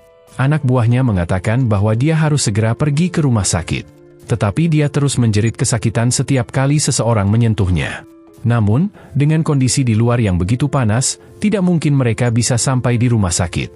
Dia mencoba menelepon salah satu anak buahnya yang lain, Xiao Tao, untuk mengemudikan mobil ke hotel dan menjemput mereka. Xiao Tao sudah berada di garasi bawah tanah kantor pusat real estate mereka, dan mulai mengemudikan mobil keluar menuju hotel. Karena berada di bawah tanah, dia tidak terlalu merasakan panas seperti orang lain, sampai akhirnya dia keluar ke jalan dan melihat bahwa keadaan di luar terang benderang seperti siang hari. Lalu, tiba-tiba, ban mobilnya meledak dan mobilnya mogok di tengah jalan. Dia terpaksa keluar dari mobil dan berlari kembali ke gedung. Saat menelepon Dai Hai untuk memberitahukan bahwa mobilnya mengalami kerusakan, perhatiannya teralihkan oleh sesuatu yang jauh lebih menyakitkan, di mana sepatunya mulai mencair dengan setiap langkah yang dia ambil. Dan dia pun tersandung serta jatuh ke aspal. Ketika membuka matanya, dia melihat ada tubuh yang sudah sepenuhnya meleleh dan hancur di sampingnya. Dia menjerit dan berusaha bangkit, tetapi kulitnya menempel pada aspal karena panas yang ekstrim. Wajahnya sudah mulai meleleh, membuatnya terperangkap di aspal. Di hotel, Dai Hai dan anak buahnya hanya bisa mendengar teriakan memilukan dari telepon saat Xiao Tao terbakar hidup-hidup di luar sana. Sementara kekacauan terus berlangsung di lantai bawah, Su Chen tidur dengan nyaman di kamarnya yang ber-AC, tanpa sedikit pun rasa khawatir. Tak lama kemudian, berita terbaru beredar di televisi, memperingatkan seluruh warga bahwa anomali suhu ini telah merenggut hampir 100 nyawa manusia. Pemerintah menganjurkan semua orang untuk tetap berada di dalam rumah guna mencegah luka bakar pada kulit dan gangguan pernapasan. Panas yang begitu kuat akhirnya menyebabkan jaringan listrik kota meledak, membuat seluruh kota mati lampu. Dai Hai terus mencoba menghubungi sopirnya, tetapi panggilannya tak pernah tersambung. Tampaknya Xiao Tao sudah benar-benar tiada. Di sisi lain, semua kamar hotel telah terisi penuh. Daihai dan kelompoknya terpaksa mengambil satu-satunya kamar yang tersisa, yang harus mereka bagi dengan Xiao Qian dan Lina. Kedua gadis itu sama sekali tidak senang dengan keadaan ini, dan mengeluh bahwa mereka membutuhkan kamar terpisah. Saat mereka masih berdebat, listrik tiba-tiba padam, yang berarti pendingin ruangan juga mati. Suhu di dalam hotel pun meningkat dengan cepat. Jika mereka tidak segera keluar dari kamar, mereka bisa mati karena sesak napas akibat suhu yang begitu tinggi. Sementara para pria mulai melepas pakaian mereka dan mencari cara untuk mendinginkan diri, Xiao Muqian teringat bahwa Su Chen telah memesan kamar termewah yang memiliki kolam renang pribadi di dalamnya. Jika mereka bisa mengusir Su Chen, mereka bisa mengambil alih tempat itu untuk diri mereka sendiri. Di sisi lain, Su Chen menikmati malamnya dengan bersantai di kolam renang pribadinya. Di kehidupan sebelumnya, kelistrikan kota memiliki bahaya tersembunyi akibat perawatan yang tidak memadai. Tidak peduli seberapa banyak tenaga kerja yang dikerahkan, jaringan listrik kota tetap saja akan meledak meskipun berbagai upaya telah dilakukan. Akibatnya, semua pengguna yang terhubung ke listrik kota ikut terdampak. Itulah alasan mengapa Su Chen sengaja memilih kamar dengan kolam renang, serta menyiapkan beberapa pendingin udara vertikal yang dilengkapi dengan baterai cadangan berkapasitas besar agar suhu di dalam ruangan tetap stabil. Dengan kemampuan spasialnya, ia memanggil bongkahan es yang telah ia simpan, serta menyajikan meja penuh makanan untuk dinikmati. Ini baru hari pertama kiamat, sehingga ia pun berencana untuk memulainya dengan sarapan sederhana. Saat hendak mulai makan, tiba-tiba terdengar ketukan keras di pintu. Begitu pintu dibuka, para pria dan wanita di luar langsung merasakan kesejukan yang luar biasa dari dalam ruangan Su Chen. Mata mereka segera tertuju pada deretan pendingin udara dan balok-balok es yang menjaga suhu kamar Su Chen tetap dingin. Para wanita meneriakinya karena dianggap egois, menikmati kemewahan itu sendirian sementara mereka tersiksa oleh panas di luar. Mereka mencoba memaksa Su Chen keluar agar kamar itu bisa mereka ambil alih. Dan Dahai mengingatkan bahwa Su Chen masih memiliki utang besar padanya. Untuk melunasi bunga dari pinjaman beberapa hari terakhir, Su Chen hanya perlu menyerahkan kamar itu. Jika tidak, Dahai sendiri yang akan melempar Su Chen keluar. Namun, Su Chen sama sekali tidak gentar. Ia segera mengeluarkan pistol sebagai bentuk pertahanan diri, lalu menembakkan peluru tepat ke perut Dahai. Dengan suara dingin, Su Chen memperingatkan mereka bahwa jika ada yang berani melangkah lebih jauh, ia tidak akan ragu untuk menembak lagi. Pemandangan senjata api itu membuat semua orang terdiam di tempat. Sementara Dahai menatap tak percaya pada luka tembak di tubuhnya. Karena mereka masih berdiri di pintu, Su Chen melepaskan satu tembakan lagi. Kali ini mengenai kaki Dahai. Kemudian dengan nada tegas, ia mulai menghitung sampai 3. Jika mereka masih berada dalam jarak pandangnya, maka ia tidak akan segan-segan menghabisi mereka. Tak ingin mengambil risiko lebih jauh, mereka langsung melarikan diri. Sementara itu di lobi hotel, Gao Qiang menuntut penjelasan mengapa tidak ada makanan tersisa di seluruh hotel. Manajer Liu meminta maaf dan menjelaskan bahwa beberapa hari lalu, seseorang telah memesan 1000 meja untuk sebuah jamuan besar. Akibatnya, stok bahan makanan hampir habis. Seharusnya, pengiriman bahan baru dilakukan hari ini, tetapi gelombang panas yang luar biasa telah menghentikan semua rencana itu. Menyadari persediaan yang terbatas, Mr. Sun dengan angkuh menuntut agar semua air dan makanan yang tersisa diberikan kepadanya. Hal itu langsung memicu protes dari orang-orang di lobi, yang segera berusaha menyerangnya. Namun, para pengawalnya dengan susah payah melindunginya dari kerumunan yang marah. Meski demikian, Mr. Sun tetap tenang. Duduk santai seolah tak terganggu oleh kemarahan massa yang siap menyerangnya. Tiba-tiba, sekelompok orang berlari masuk ke lobi, berteriak bahwa Su Chen telah mencoba membunuh seseorang. Gao Qiang segera memperhatikan luka tembak di tubuh Dahai. Ia tahu bahwa tidak banyak orang yang bisa mendapatkan senjata api dengan mudah, yang berarti ada sosok berbahaya yang tinggal di lantai atas. Xiao Qian kemudian mengumumkan kepada semua orang bahwa kamar Su Chen memiliki listrik, pendingin udara, dan bahkan sebuah kolam renang. Pernyataan itu langsung menarik perhatian semua orang. Dan Xiao Qian dengan tegas memastikan bahwa ia melihatnya dengan mata kepalanya sendiri. Ia bahkan menyebutkan bahwa ada banyak makanan serta balok-balok es di dalam kamar itu. Membuatnya terasa seperti surga dibandingkan dengan kondisi lobi hotel yang sangat panas seperti sauna. Kerumunan orang segera bersatu dan bergerak naik ke lantai atas untuk menghadapi Su Chen. Dahai memerintahkan anak buahnya untuk mengikuti mereka, dan memastikan bahwa Su Chen menyerahkan kamarnya, tidak peduli apapun yang terjadi. Saat mereka tiba di depan pintu kamar, Su Chen membukanya. Dan udara dingin dari dalam ruangan langsung menyapu wajah mereka. Mereka semua memohon agar diizinkan tinggal di kamarnya. Sementara seorang anak kecil mengintip ke dalam, mencari ayam goreng yang tadi disebutkan oleh Xiao Qian. Begitu melihatnya, ia berlari masuk dengan gila, berharap bisa mencicipi makanan itu. Namun, sebuah tendangan keras di perutnya membuatnya terlempar kembali ke tengah kerumunan. Insiden itu langsung memicu kekacauan, di mana mereka menuduh Su Chen kejam karena berani menendang seorang anak. Mereka pun memutuskan bahwa orang seperti Su Chen tidak pantas menikmati kemewahan itu sendirian. Mereka berusaha menyerbunya. Tetapi Su Chen dengan cepat mengeluarkan pistol dan menembakkan peluru secara membabi buta ke arah kerumunan. Salah satu orang yang berdiri di belakang langsung tersungkur ke lantai hingga tak bernyawa. Dengan suara dingin, Su Chen mengingatkan mereka bahwa meskipun ia hanya seorang diri, mereka semua hanya memiliki satu nyawa. Di lantai bawah, Xiao Yu berteriak histeris saat melihat bahwa kakaknya tergeletak di bawah terik matahari. Namun, anak buah kakaknya menahannya agar tidak berlari keluar, karena nyawa sang kakak sudah lama melayang. Luka tembaknya telah terinfeksi dan membusuk.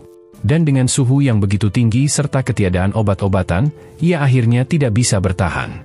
Xiao Yu tahu persis siapa yang harus disalahkan atas kematian kakaknya, yaitu orang yang menembaknya sejak awal. Sementara itu, Su Chen sedang dikelilingi oleh Xiao Qian dan Lina, yang berusaha menggoda dan merayunya. Mereka mencoba mengingatkan Su Chen bahwa mereka mencintainya, dan berkata bahwa Su Chen tidak boleh menembak mereka. Menenangkan Su Chen bahwa dia hanya ingin menakut-nakuti Dahai dan anak buahnya. Mereka memohon agar diizinkan masuk ke kamarnya. Jika Su Chen mau, mereka akan melakukan apapun yang Su Chen inginkan. Melihat betapa putus asanya mereka, Su Chen akhirnya setuju untuk membiarkan mereka masuk. Namun, sebelum mereka bisa melangkah, Xiao Yu menerjang mereka dengan penuh amarah. Bertekad membunuh Su Chen dan membalas dendam atas kematian kakaknya. Melihat itu, Su Chen langsung mengumumkan bahwa siapapun yang melewati pintunya akan mati. Ia kemudian mengangkat tongkat baseball dan menghantam Xiao Yu dengan satu pukulan keras. Menghempaskannya ke belakang hingga menabrak dua wanita di belakangnya, menjatuhkan mereka bertiga ke lantai. Melihat sendiri betapa brutalnya Su Chen, kedua wanita itu segera berubah pikiran. Mereka tak ingin mendekatinya lagi. Su Chen pun mengusir mereka dengan dingin. Dengan susah payah, mereka menyeret tubuh Xiao Yu yang tak sadarkan diri dan pergi dari sana. Su Chen melirik ke arah sistem pengawasan bersenjata yang telah ia pasang di samping pintu. Jika mereka tidak segera pergi, mereka pasti sudah mati. Entah mereka berhasil membunuhnya atau tidak. Di luar, beberapa kendaraan militer lapis baja melaju di jalanan yang membara menuju hotel. Ban mereka telah dimodifikasi menjadi rantai baja. Dan jendela-jendelanya dilapisi isolasi khusus agar tim penyelamat bisa bertahan selama perjalanan. Salah satu kendaraan berhenti di depan hotel. Dan beberapa pria bersenjata dengan pakaian tahan panas keluar, lalu masuk ke dalam lobi. Mereka segera bertanya apakah Liu Zhengwo dari akademi ada di sana. Seorang pria melangkah keluar dari kerumunan, Profesor Liu, seorang pakar geologi. Tim penyelamat datang hanya untuk menjemputnya. Mereka menyerahkan pakaian insulasi agar ia bisa bertahan dalam perjalanan keluar dari hotel. Mendengar hal itu, kerumunan orang langsung meledak dalam protes. Mereka marah karena hanya satu orang yang diselamatkan, sementara ratusan lainnya masih terjebak dalam panas yang mematikan. Salah satu anggota tim penyelamat akhirnya mengumumkan bahwa pihak berwenang telah merencanakan operasi penyelamatan lain yang akan dilakukan pada tengah malam saat suhu berada di titik terendah. Saat malam tiba, semua orang dapat menuju ke Silicon Valley Plaza, tempat titik evakuasi yang telah disiapkan. Para penghuni lobi bersorak gembira karena sebentar lagi mereka akan diselamatkan. Namun, tidak semua orang puas dengan kabar itu. Tiba-tiba, Mr. Sun bergegas mendekati salah satu prajurit berseragam tahan panas dan menuntut agar diberikan satu set pakaian isolasi agar ia bisa ikut pergi bersama mereka. Namun, sang prajurit dengan mudah menahannya. Dengan tak punya pilihan lain, ia memerintahkan Gao Chang untuk merebut salah satu pakaian isolasi tersebut. Sayangnya, mereka tak bisa bergerak dengan bebas karena beberapa senjata telah diarahkan ke mereka. Saat para tentara bersiap untuk pergi, Xiao Qian menghentikan salah satu dari mereka dan melaporkan bahwa ada seorang pembunuh di lantai atas. Lina ikut menambahkan bahwa pria itu memiliki senjata dan telah membunuh beberapa orang, bahkan hampir saja membunuh mereka juga. Salah satu prajurit bernama Xiao Feng memutuskan untuk tetap tinggal dan menyelidiki situasi tersebut. Rekan-rekannya memperingatkan agar ia tidak bertindak gegabah dan tetap fokus pada misi utama mereka. Namun, Xiao Feng menolak dan meyakinkan mereka bahwa ia akan menghubungi mereka setelah menangani masalah ini. Saat Xiao Feng naik ke lantai atas, Xiao Qian tersenyum puas. Ia yakin bahwa begitu Su Chen ditembak mati, ia akan bisa mengambil alih kamar tersebut dan menunggu penyelamatan dengan nyaman. Ketika Xiao Feng mendekati kamar Su Chen, ia menyadari adanya kamera tersembunyi yang mengawasinya dari balik tanaman di sudut ruangan. Namun, sebelum ia bisa memproses informasi itu, pintu kamar tiba-tiba terbuka dan 2 bom dilempar keluar. Bom pertama adalah flash bomb, yang seketika membuatnya buta. Bom kedua adalah gas air mata, yang langsung membuatnya tersedak dan batuk tak terkendali. Dalam kondisi terhuyung-huyung, Su Chen diam-diam menyelinap dari belakang dan menghantam kepala sang prajurit dengan tongkat baseball, membuatnya pingsan seketika. Beberapa saat kemudian, Xiao Feng terbangun, mendapati dirinya dalam keadaan terikat di kursi. Efek dari gas dan pukulan di kepalanya masih terasa. Hal pertama yang ia sadari adalah bahwa ruangan itu sangat sejuk. Begitu penglihatannya pulih, ia melihat Su Chen sedang memeriksa kartu identitas militernya sambil memegang pistol. Ketika ia melihat ke bawah, ia baru menyadari bahwa ia hanya mengenakan pakaian dalam. Semua armor dan perlengkapannya telah dilucuti. Sekarang setelah ia sadar, mereka bisa berbicara. Namun, Xiao Feng lebih tertarik untuk mengetahui bagaimana seorang pria biasa bisa seperti Su Chen mendapatkan begitu banyak es dan pendingin udara. Ia juga penasaran bagaimana Su Chen bisa memiliki senjata, flash bomb, dan gas air mata dalam jumlah yang banyak. Su Chen hanya tersenyum dan berkata bahwa ia adalah lulusan baru. Dan ia mendapatkan semua perlengkapan itu selama perjalanannya ke Timur Tengah. Cerita itu terdengar tidak masuk akal. Tapi Xiao Feng tak bisa berbuat apa-apa untuk membuktikannya. Alih-alih memperdebatkan hal itu, ia memilih untuk menanyakan sesuatu yang lebih penting. Su Chen ingin tahu apakah pemerintah telah menetapkan titik evakuasi bagi warga yang bisa mereka tuju keesokan paginya. Mendengar pertanyaan itu, Xiao Feng terkejut. Ia tidak menyangka Su Chen sudah mengetahui rencana penyelamatan. Namun, sebelum ia bisa bertanya lebih lanjut, Su Chen justru memberinya informasi lain. Jika seseorang terkena sinar bulan selama lebih dari 10 menit, mereka bisa pingsan. Yang bisa menyebabkan kematian sebelum tiba di titik evakuasi. Xiao Feng sudah mengetahui fakta ini, tetapi tak ada solusi lain untuk menyelamatkan semua orang. Mereka hanya bisa berharap bahwa para warga mengenakan selimut isolasi untuk melindungi diri saat berjalan menuju lokasi penyelamatan. Su Chen kemudian berjalan ke belakang Xiao Feng, meletakkan satu tangan di bahunya, sambil menodongkan pistol ke belakang kepalanya. Xiao Feng dengan cepat memohon agar dia tidak dibunuh. Namun, Su Chen hanya tersenyum tipis, lalu memotong tali yang mengikatnya. Membebaskannya begitu saja. Su Chen mengatakan bahwa ia menghormati pekerjaan seorang prajurit, sehingga memutuskan untuk membiarkannya pergi. Namun, sebelum Xiao Feng bisa merasa lega, Su Chen memberinya peringatan terakhir. Berkata bahwa di langit-langit kamar ini, terdapat senjata otomatis yang tersembunyi. Jika ada orang lain yang mencoba mengganggunya, senjata itu akan aktif. Dan tidak akan ada yang selamat kecuali dirinya sendiri. Xiao Feng mengangguk mengerti, dan memilih untuk pergi dengan damai, meski semua peralatan tempurnya telah diambil. Sementara itu di lobi hotel, para penghuni memperhatikan bahwa Xiao Feng keluar tanpa memberi mereka informasi apapun selain satu pesan singkat. Jika mereka ingin bertahan hidup, mereka harus memakai selimut isolasi saat menuju titik penyelamatan. Mr. Sun menampar Gao Chang dengan marah, dan menyalahkannya atas segala sesuatu yang tidak berjalan sesuai keinginannya. Yang lain bertanya-tanya berapa lama lagi mereka harus berurusan dengan pria menyebalkan itu. Tetapi untuk saat ini, mereka tidak punya pilihan lain. Setelah tim penyelamat membawa mereka, mereka akan membutuhkan koneksi Mr. Sun untuk bisa hidup dengan nyaman. Su Chen mengamati dari bayangan, dan bertanya apakah Gao Chang masih ingin mengembalikan ketertiban bahkan di saat-saat seperti ini. Kedua pria itu langsung bersikap defensif begitu melihatnya. Tetapi Su Chen menenangkan mereka dengan mengatakan bahwa dia hanya datang untuk membuat kesepakatan. Untuk meredakan ketegangan, ia menunjukkan seember penuh es batu yang bisa dimakan.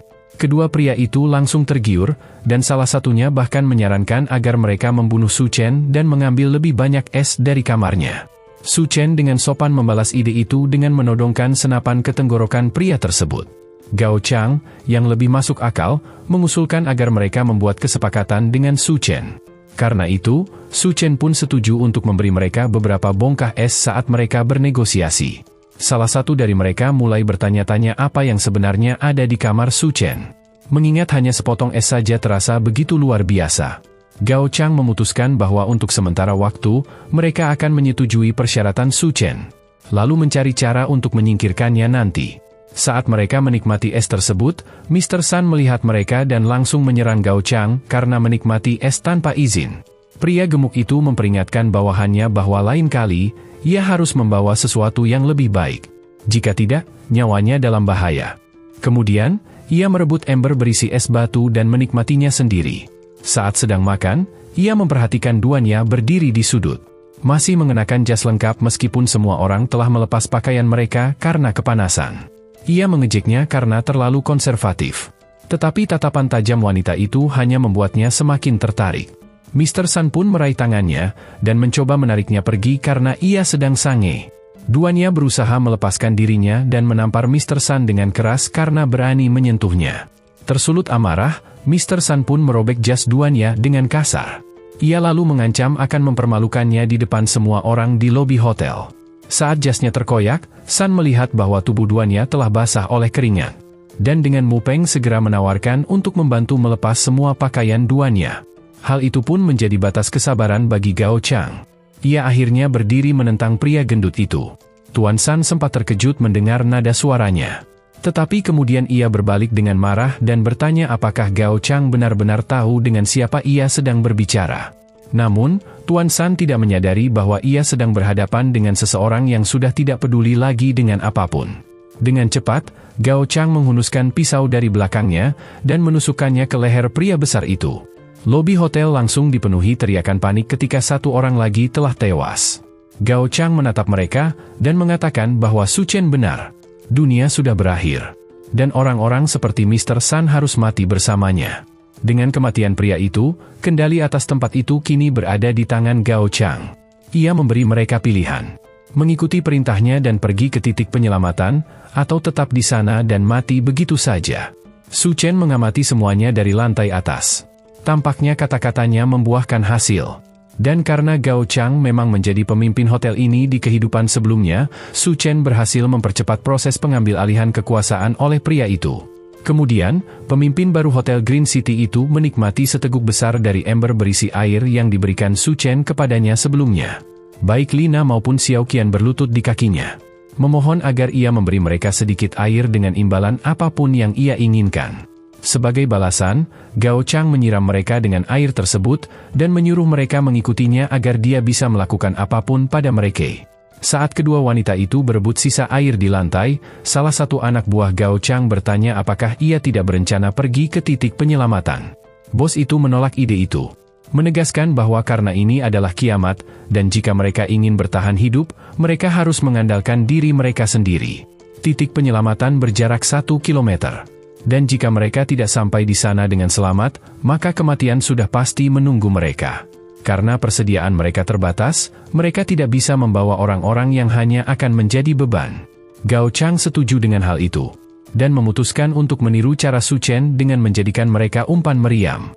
Saat tengah malam tiba, orang-orang mulai bergerak menuju titik penyelamatan. Beberapa dari mereka membungkus diri dengan selimut, dan meninggalkan hotel menuju tempat yang lebih aman. Sejak Gao Chang mengambil alih persediaan, sisa penghuni hotel tidak lagi mendapatkan makanan atau air. Tetap tinggal di hotel berarti mati. Tetapi jika mereka mencoba mencapai titik penyelamatan, setidaknya masih ada peluang kecil untuk bertahan hidup. Rombongan besar itu berjalan menyusuri jalanan kosong dengan papan yang diikat ke sepatu mereka untuk mengurangi panas. Namun, meskipun begitu, suhu yang sangat ekstrim hampir tak tertahankan. Salah satu survivor tersandung papan yang diikat di kakinya, dan terjatuh di atas aspal yang membara. Tubuhnya langsung meleleh begitu menyentuh permukaan jalan. Sementara yang lain terus berjalan tanpa menoleh ke belakang. Di saat seperti ini, tidak ada waktu untuk mengkhawatirkan orang lain, bahkan jika itu adalah keluarga atau orang yang dicintai. Xiao Qian dan Lina membungkus diri mereka dengan kain dan bersiap untuk pergi juga. Di hotel, mereka hanya memiliki cukup camilan untuk bertahan sekitar 2 hari. Jadi mereka sangat antusias untuk mencapai titik penyelamatan dan mendapatkan makanan yang layak. Namun sebelum mereka bisa pergi, seorang pria tiba-tiba merobek kain dari tubuh Xiao Qian. Ia mengatakan bahwa Gao Chang telah memberi mereka makanan. Jadi mereka seharusnya tidak pergi begitu cepat.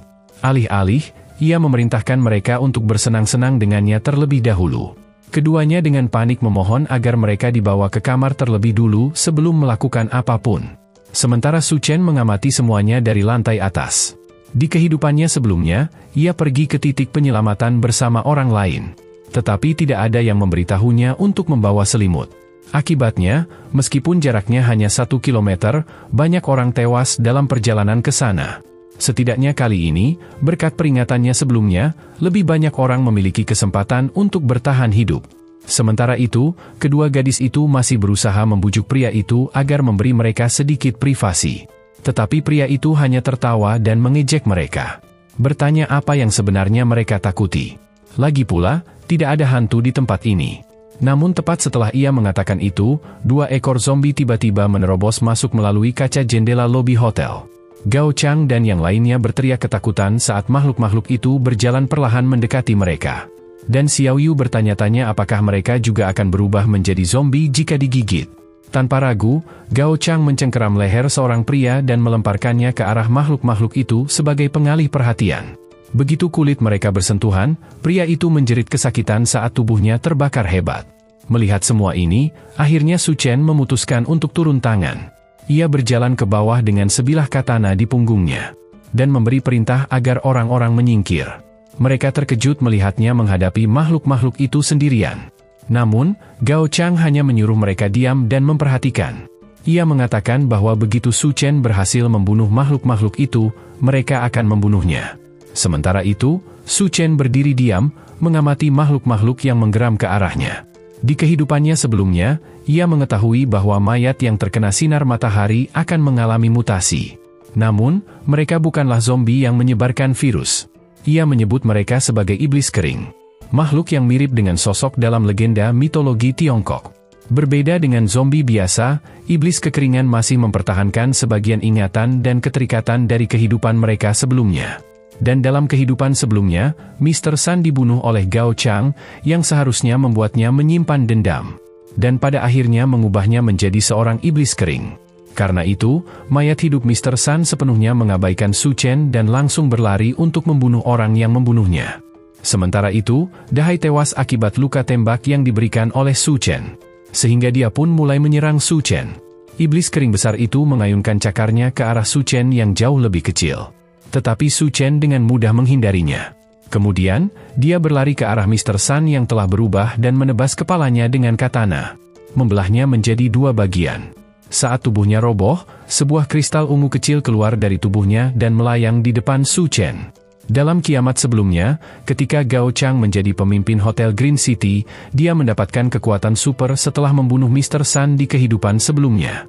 Hal itu berarti kristal ini memang akan muncul dari dalam tubuh Mr. Sun. Kristal itu adalah inti energi yang dapat memberi manusia biasa kekuatan super. Dan sekarang, kristal itu telah menjadi milik Su Chen. Dia dapat menggunakannya untuk meningkatkan kemampuannya secara signifikan. Dia hampir tidak sempat mengambil kristal itu sebelum Dahai kembali menyerangnya dengan kemarahan membara. Namun, alih-alih melawan, Su Chen melompat melewati iblis kering yang mengamuk dan mendarat dengan aman di tangga. Sekarang, setelah mendapatkan apa yang dia inginkan, sisanya menjadi urusan Gao Chang dan orang-orang di lantai bawah. Tanpa pilihan lain, Gao Chang mencengkeram leher Xiao Yu dan melemparkannya ke arah Dahai. Tindakan itu berhasil menjatuhkan Dahai dan saudara zombienya ke dalam persediaan air mereka. Kemudian, dia berteriak agar yang lain mencari senjata dan menyerang. Sementara itu, Su Chen menuangkan minuman dan melarutkan kristal ke dalamnya. Dalam kehidupannya yang lalu, inti kristal ini kadang-kadang muncul di dalam tubuh iblis kering dan makhluk mutan lainnya. Kristal ini sangat langka dan hanya muncul dalam 1 dari 100 kemungkinan. Untuk memperoleh kekuatan dari kristal tersebut, seseorang harus membersihkannya secara menyeluruh lalu menelannya secara langsung. Begitu kristal itu benar-benar terendam dalam minuman, dia langsung menenggaknya dalam sekali teguk. Efeknya muncul seketika, dan tubuhnya meledak dengan kekuatan yang luar biasa hingga pakaiannya langsung robek. Dia berteriak kesakitan saat matanya berubah merah sebelum akhirnya jatuh pingsan tanpa sehelai benang pun di lantai. Di lantai bawah, sepertinya Dahai yang telah berubah menjadi mayat hidup sudah mati. Gao Chang menginjak kepalanya dengan marah dan berteriak agar dia bangun. Tetapi tubuh itu tetap tak bergerak di lantai. Membunuhnya juga berarti mereka kehilangan sumber air terakhir mereka. Tanpa air, Lina memutuskan untuk mencoba melarikan diri ke titik evakuasi. Namun, salah satu pria menahannya, dan mengancam akan memotong kakinya jika dia berusaha kabur lagi. Dia memohon agar mereka melepaskannya. Karena tanpa air, mereka semua akan mati kehausan juga. Kemudian, dia menawarkan sebuah rencana. Jika mereka membiarkannya pergi, dia akan memberitahu cara untuk menghadapi Su Chen. Hal itu menarik perhatian mereka, dan mereka memaksanya berbicara sebelum mereka membunuhnya. Lina mengungkapkan bahwa Xiao Qian adalah tunangan Su Chen. Dan jika mereka menyerang Xiao Qian di depan kamar Su Chen, maka dia pasti akan membuka pintu sehingga mereka bisa menyergapnya. Para pria setuju dengan rencananya, sementara Xiao Qian terkejut mengetahui bahwa adiknya sendiri rela menjadikannya sebagai umpan. Mereka pun segera berbalik untuk menangkap mantan tunangan Xiao Qian. Dia setuju untuk bekerja sama dengan rencana mereka. Namun, dia punya satu syarat, yaitu mereka harus memberinya makanan terlebih dahulu. Dia secara khusus meminta daging. Sayangnya, daging dalam kulkas sudah membusuk. Namun, Gao Qiang memiliki ide. Dia menyerahkan sebuah pisau kepadanya, sementara yang lain berkumpul dan menahan Lina. Lalu dia memberitahu bahwa jika Xiao Qian menginginkan daging, maka itu sepenuhnya terserah padanya. Xiao Qian langsung menangkap maksudnya dan menyadari bahwa mereka menginginkannya untuk memakan daging adiknya sendiri. Dia berpikir sejenak, lalu berbalik menghadap Lina dengan tatapan mengancam sambil menggenggam pisau. Lina mulai menjerit saat Xiao Qian mulai melangkah mendekat. Dia mencoba memohon dan mengingatkan bahwa mereka adalah adik kakak yang seharusnya tidak melakukan hal ini. Namun, Xiao Qian meragukan kata-katanya. Apakah mereka benar-benar saudara, mengingat bahwa belum lama ini Lina dengan mudahnya menawarkan dirinya sebagai umpan. Tanpa berpikir panjang, Xiao Qian mencengkeram leher Lina dan menikam perutnya berkali-kali dengan brutal. Bahkan Gao Qiang dan anak buahnya hanya bisa terdiam menyaksikan kejadian mengerikan itu. Sambil menatap tubuh adiknya yang sekarat, Xiao Qian dengan dingin berkata bahwa ini adalah kesalahannya sendiri. Kemudian, dia tertawa dengan gila di atas mayat itu. Sementara darah mulai menggenang di kakinya. Sekarang, makan siang mereka telah siap. Dengan tawa histeris, dia bersumpah bahwa setelah selesai makan, dia akan naik ke lantai atas dan meminum darah Su Chen. Gao Qiang kemudian memerintahkan duannya agar memasak daging itu. Karena mereka membutuhkan semua kekuatan yang bisa mereka dapatkan untuk menghadapi Su Chen. Salah satu anak buahnya mencoba memprotes, tetapi sang bos segera mengingatkannya. Mengatakan bahwa tanpa air, mereka semua tidak akan bisa bertahan hidup dalam sehari. Jika mereka tidak ingin berubah menjadi mayat kering, maka mereka harus melakukan apa yang ia perintahkan. Meski ragu, pria itu akhirnya berteriak agar seseorang mencari duannya. Sementara itu, Su Chen telah sadar kembali dan memutuskan untuk menguji kekuatan barunya. Dia menyadari bahwa tubuhnya telah mengalami peningkatan fisik, termasuk daya tahan terhadap panas yang ekstrim. Selain itu, otot dan kekuatannya juga meningkat secara drastis. Dia menguji kemampuannya dengan menghancurkan balok es besar hanya dengan satu tangan. Saat dia berdiri mengagumi kekuatannya yang baru, terdengar ketukan di pintu apartemennya. Tampaknya seseorang datang mengganggunya lagi. Dia melihat melalui kamera keamanan, dan melihat bahwa orang yang menunggu di luar adalah sang koki neraka yaitu duannya. Di luar, duannya menunggu dengan cemas. Berharap Su Chen membukakan pintunya. Semua orang di lantai bawah sudah kehilangan akal sehat, seperti Gao Qiang. Dan tempat itu tidak lagi aman baginya. Satu-satunya harapannya sekarang adalah bekerja sama dengan Su Chen. Dan untungnya, dia memiliki sesuatu untuk ditawarkan sebagai alat negosiasi. Ketika akhirnya Su Chen membuka pintu, dia masih sepenuhnya telanjang. Dengan santai, dia bertanya apakah semuanya baik-baik saja. Dan apakah duannya membutuhkan bantuan. Duannya langsung menjerit melihat tubuh Su Chen yang tidak pakai celana. Membuat Su Chen buru-buru meminta maaf, dan menyadari bahwa dia lupa mengenakan pakaian sebelum keluar menemui tamunya. Su Chen mengundangnya masuk ke dalam apartemennya. Awalnya, Su Chen mempertimbangkan untuk menundukkan duannya dengan kekerasan. Tetapi karena suasana canggung di antara mereka, membuatnya mengurungkan niatnya. Namun, berdasarkan kehidupan sebelumnya, Su Chen tahu bahwa Duanya adalah wanita yang kuat dan pernah memiliki hubungan kerjasama dengan Gao Qiang. Jika dia bisa menarik Duanya ke pihaknya, itu akan sangat menguntungkan baginya. Su Chen memulai pembicaraan dengan menjelaskan bahwa sumber dayanya terbatas. Dan selain itu, mereka juga baru saja bertemu. Dia tidak bisa begitu saja membiarkannya tinggal hanya karena dia cantik. Duanya memperhatikan bahwa ruangan itu masih memiliki listrik dan persediaan es. Yang berarti dia harus membuktikan dirinya berguna jika ingin tinggal di sana. Dia pun mengungkapkan bahwa dirinya bukan hanya seorang koki. Dia juga lulusan dari Southwest Medical University dan memiliki sertifikat kualifikasi medis, serta 3 tahun pengalaman sebagai ahli bedah. Fakta bahwa dia seorang dokter tentu menarik bagi Su Chen. Namun, itu tidak mengubah kenyataan bahwa sumber dayanya terbatas. Dan dia tidak yakin apakah mereka bisa bertahan hingga esok hari. Duanya semakin putus asa dan berkata bahwa selama Su Chen tidak mengusirnya dari gedung, dia akan melakukan apapun yang Su Chen inginkan. Su Chen menerima tawarannya, dan menyuruhnya menganggap kamar ini sebagai rumahnya sendiri. Saat Duanya menyadari apa yang telah dia katakan, sudah terlambat untuk menariknya kembali. Su Chen kemudian memperingatkannya bahwa satu-satunya pilihan saat bersamanya adalah bersikap baik dan memastikan dia tidak memiliki niat terselubung. Jika tidak, Su Chen tidak segan-segan akan menyingkirkannya. Namun, Duanya sama sekali tidak berencana untuk berkhianat. Dan dia tidak pernah meragukan metode serta tekad bertahan hidup Su Chen. Setelah perjanjiannya disepakati, Su Chen menyuruh Duanya untuk melepas pakaiannya, karena sudah waktunya Duanya mulai membayar janjinya pada Su Chen. Duanya kemudian pergi mandi, di mana kini dia diperbolehkan tinggal di ruangan Su Chen.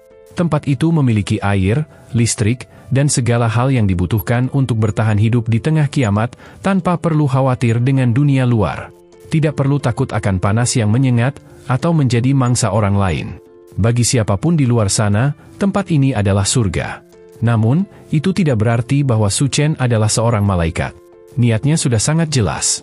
Terutama saat dia mengatakan bahwa dia akan memberi Duanya sesuatu yang berbeda untuk dimakan. Tetapi Duanya tidak punya pilihan lain. Hidup nyaman di ruangan ini, atau kembali ke dunia luar yang sangat kejam. Untungnya, dia sudah mempertimbangkan bahwa Su Chen mungkin akan bersikap seperti ini sebelum dia datang ke kamarnya. Jadi tidak ada yang bisa dia lakukan lagi. Sementara itu dari ruang tamu, Su Chen memperhatikan Duanya yang sedang mandi. Dia bukan berniat mengintip tentu saja. Dia hanya ingin memastikan bahwa Duanya tidak melakukan sesuatu yang mencurigakan. Setidaknya itulah alasan yang dia yakinkan pada dirinya. Setelah selesai, Duanya keluar mengenakan kostum perawat yang telah Su Chen pilih secara spesial. Pakaian itu terlalu kecil dan jelas tidak cukup untuk menutupi seluruh tubuhnya Duanya. Melihatnya, Su Chen tersenyum dan berkata bahwa Duanya terlihat sempurna dengan pakaian itu. Membuat Duanya tersipu malu dan tampak ragu. Tiba-tiba, terdengar ketukan keras di pintu. Seseorang berteriak, meminta Su Chen keluar untuk menyelamatkan mereka. Sementara itu, suara lain mengancam bahwa jika Su Chen tidak keluar, mereka akan mendobrak pintunya. Di luar, seorang pria bergigi taring dan cakar yang tajam, mengintai dengan sikap mengancam. Siapapun yang berada di luar sana tidak lagi terlihat seperti manusia. Namun bukannya takut, Su Chen justru merasa lebih terganggu karena harus berurusan dengan mereka lagi. Duanya memperingatkan Su Chen agar tidak keluar, karena orang-orang ini sudah memakan Lina. Dan jika mereka membuka pintu, mereka mungkin akan ikut dimakan. Fakta bahwa mereka telah memakan seseorang membuat Su Chen terdiam. Dari ekspresinya, jelas bahwa ini adalah kabar buruk. Tanpa ragu, dia keluar dari kamar dan menghadapi orang-orang yang menunggunya di depan pintu.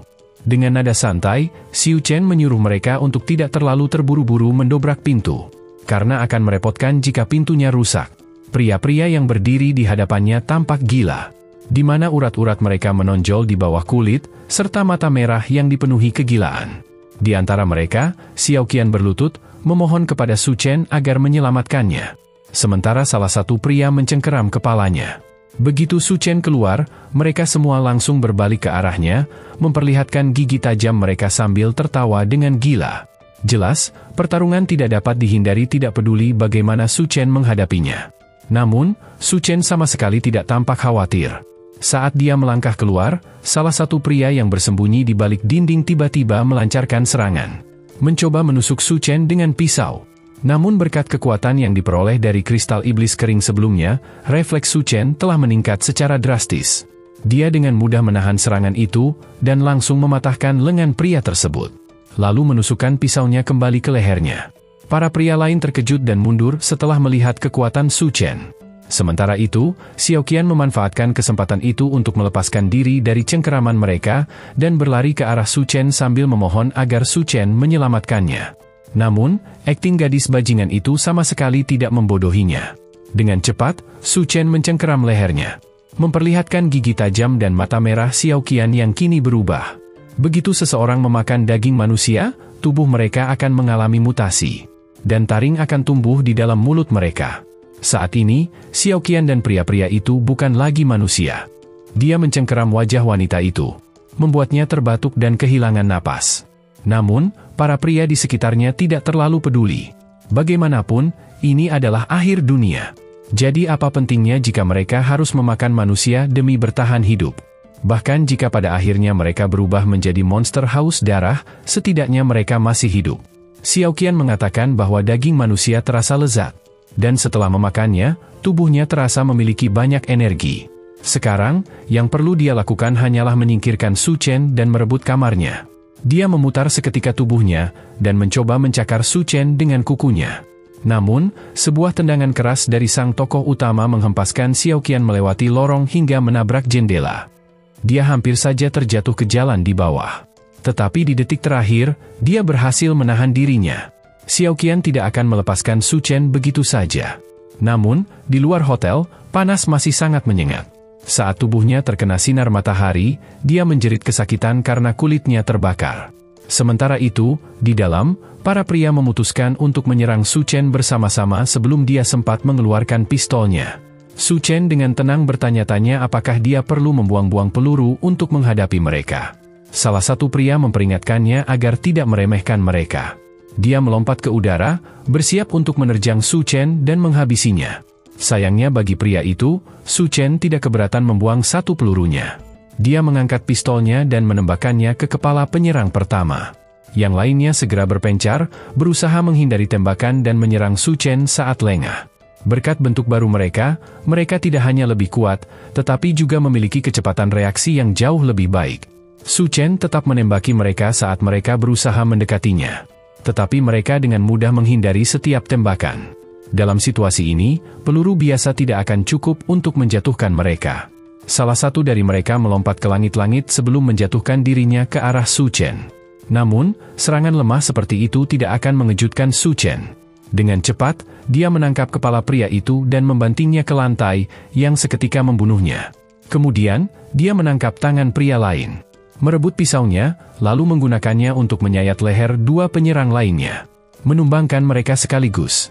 Satu-satunya yang tersisa adalah Gao Chang yang sepenuhnya telah bermutasi. Dengan tinju yang ditarik ke belakang, dia menerjang ke arah Su Chen untuk melancarkan serangan terakhir. Namun, sama seperti yang lainnya, Su Chen dengan tenang menangkapnya sebelum dia sempat menyerang, dan mendorong lehernya dengan keras ke dinding. Saat Su Chen menahan Gao Cheng, sesosok mengerikan mulai melompat masuk melalui jendela dan mendarat di ujung lorong. Itu adalah Xiao Qian, yang nampaknya matahari telah membuat tubuhnya bermutasi lebih gila lagi.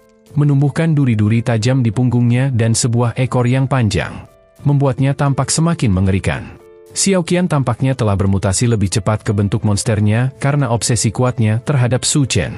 Su Chen langsung mematahkan leher Gao Cheng, membunuhnya secara instan. Lalu berbalik untuk menghadapi Xiao Qian dalam pertarungan terakhir. Karena Xiao Qian tidak ingin lenyap, maka Su Chen hanya perlu membunuhnya hingga Xiao Qian benar-benar lenyap. Xiao Qian meraung marah, dan keduanya saling menatap, siap untuk bertarung. Sementara itu, duanya mengintip dari dalam ruangan yang aman. Dia kagum melihat bagaimana Su Chen berhasil menyingkirkan seluruh geng Gao Cheng hanya seorang diri. Namun, gadis monster yang baru muncul ini memberikan aura yang sangat berbeda dan jauh lebih berbahaya.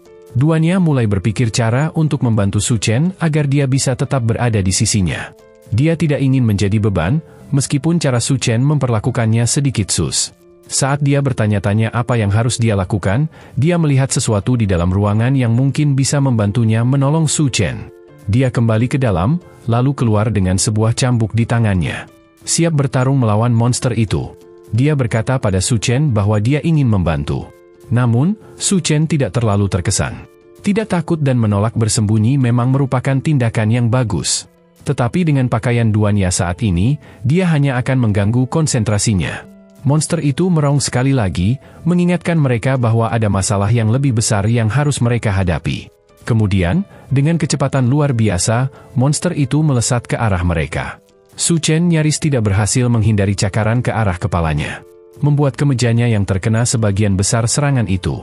Pada saat itu, Su Chen pun mengaktifkan salah satu kemampuan superpowernya, Berserker Mode, yang meningkatkan kekuatan dan daya tahannya secara drastis. Monster itu melesat ke belakang, dan mencoba menggigit leher Su Chen. Namun, bahkan dengan giginya yang setajam pisau cukur, dia tidak bisa melukai Su Chen sedikit pun. Sekarang setelah monster itu melancarkan serangannya, giliran Su Chen untuk menyerang. Dia memulainya dengan menangkap kedua tangan monster itu, lalu melakukan backflip ke belakangnya, mendarat di punggungnya sambil tetap memegang kedua lengannya di atas kepala. Dia bertanya apakah monster itu sudah siap.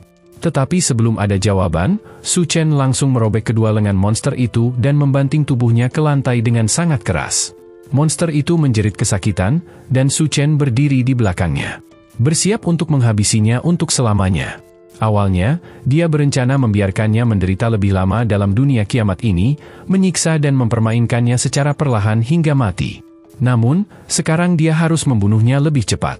Tiba-tiba, monster itu melilitkan ekornya pada salah satu mayat pria yang telah terbunuh sebelumnya, lalu mengangkatnya ke udara. Kemudian, dia membuka mulutnya, membelahnya hingga ke perut, dan menelan mayat itu secara utuh, menyerap seluruh kekuatannya.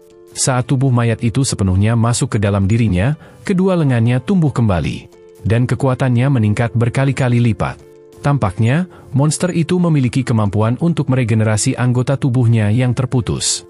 Namun itu kabar baik bagi Su Chen, karena jika dia bisa beregenerasi, itu berarti dia tidak akan mudah mati. Itu juga berarti bahwa Su Chen bisa merobek tubuhnya berkali-kali dan menikmati permainan sadis ini sebanyak yang ia mau. Su Chen langsung melesat ke arahnya, kembali ke belakang tubuh monster itu, lalu meraih tangan kirinya dan mencabutnya lagi, dan membantingnya ke lantai. Sebelum monster itu bangkit, Su Chen merobek lengan kanannya, lalu ekornya, diikuti kedua kakinya.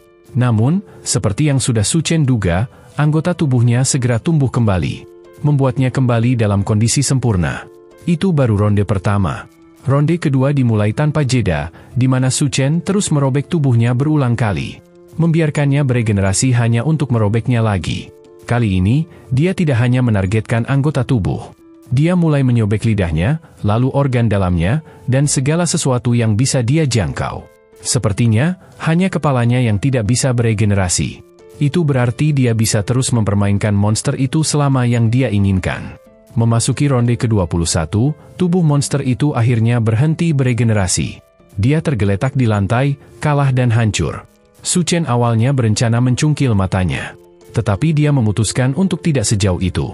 Dengan suara lemah, monster itu bertanya mengapa Su Chen menyiksanya sejauh ini, dan apa alasan dibalik penderitaan yang Su Chen berikan sebelum kematiannya. Su Chen pun hanya menjawab dengan singkat bahwa itu adalah balas dendam. Kemudian dia mengangkat kakinya, dan menginjak kepala monster itu dengan sangat keras, membunuh Xiao Qian secara instan. Sekarang setelah ancaman itu tersingkir, Duanya dengan gugup bertanya apakah Su Chen baik-baik saja. Namun, bukannya menjawab, Su Chen malah menatapnya dan bertanya, "Apa kau sudah siap?" Dia telah bertindak sangat heroik. Jadi, sudah sewajarnya Duanya memberikannya hadiah yang spesial. Di tempat lain, di titik evakuasi, tampaknya suhu di luar mulai kembali normal. Itu memang bukan harapan besar. Namun mungkin kiamat ini sudah mulai mereda. Setidaknya, itulah yang dipikirkan para tentara yang ditempatkan di pos Universitas Teknik. Xiao Feng, seorang tentara yang pernah bertarung dengan Su Chen di hotel, adalah salah satu yang bertugas di sana. Saat berjaga, dia melihat sesuatu di kejauhan. Dengan gugup, dia memanggil Kapten Regunya, seorang wanita berambut putih, memberitahunya bahwa ada banyak orang yang tiba-tiba bergerak menuju titik evakuasi. Sang kapten menoleh untuk melihat apa yang dia bicarakan. Namun, yang dia lihat bukanlah manusia, melainkan kawanan zombie yang berjalan lurus ke arah mereka. Tanpa ragu, kawanan itu mulai berlari menuju pos penyelamatan. Sang kapten tidak membuang waktu dan segera memberikan perintah. Dia menyuruh Xiao Feng untuk mengevakuasi para warga sipil, sementara dia sendiri yang akan menahan gerombolan zombie tersebut. Xiao Feng mencoba membantah, tetapi kaptennya memaksanya untuk pergi ke dalam. Tidak punya pilihan lain, dia akhirnya bergegas masuk sambil meneriakkan peringatan agar kaptennya tidak mati. Sementara itu, Su Chen memiliki rencana lain. Dia ingin menunjukkan pada duanya kekuatan sejati seorang berserker untuk yang kesekian kalinya. Pada titik ini, duanya sudah memberi Su Chen hadiah spesial, hingga dia tidak bisa menghitungnya. Dia menarik selimutnya, bertanya-tanya bagaimana mungkin Su Chen ingin melakukannya lagi. Namun, Su Chen memberitahu duanya bahwa sekarang, gelombang panas ekstremnya telah berakhir sehingga dia harus pergi keluar. Tapi sebelum itu, dia ingin meninggalkan kenangan yang tak terlupakan untuk duanya. Duanya bertanya mengapa dia tidak boleh ikut. Su Chen berkata bahwa dia memiliki aturan ketat bagi siapapun yang ingin berada di sisinya. Orang itu harus memiliki nilai, dan harus sepenuhnya mematuhi semua perintahnya tanpa pengecualian. Setelah sesi spesial itu, kini nampaknya duanya telah benar-benar menyerahkan dirinya sepenuhnya kepada Su Chen.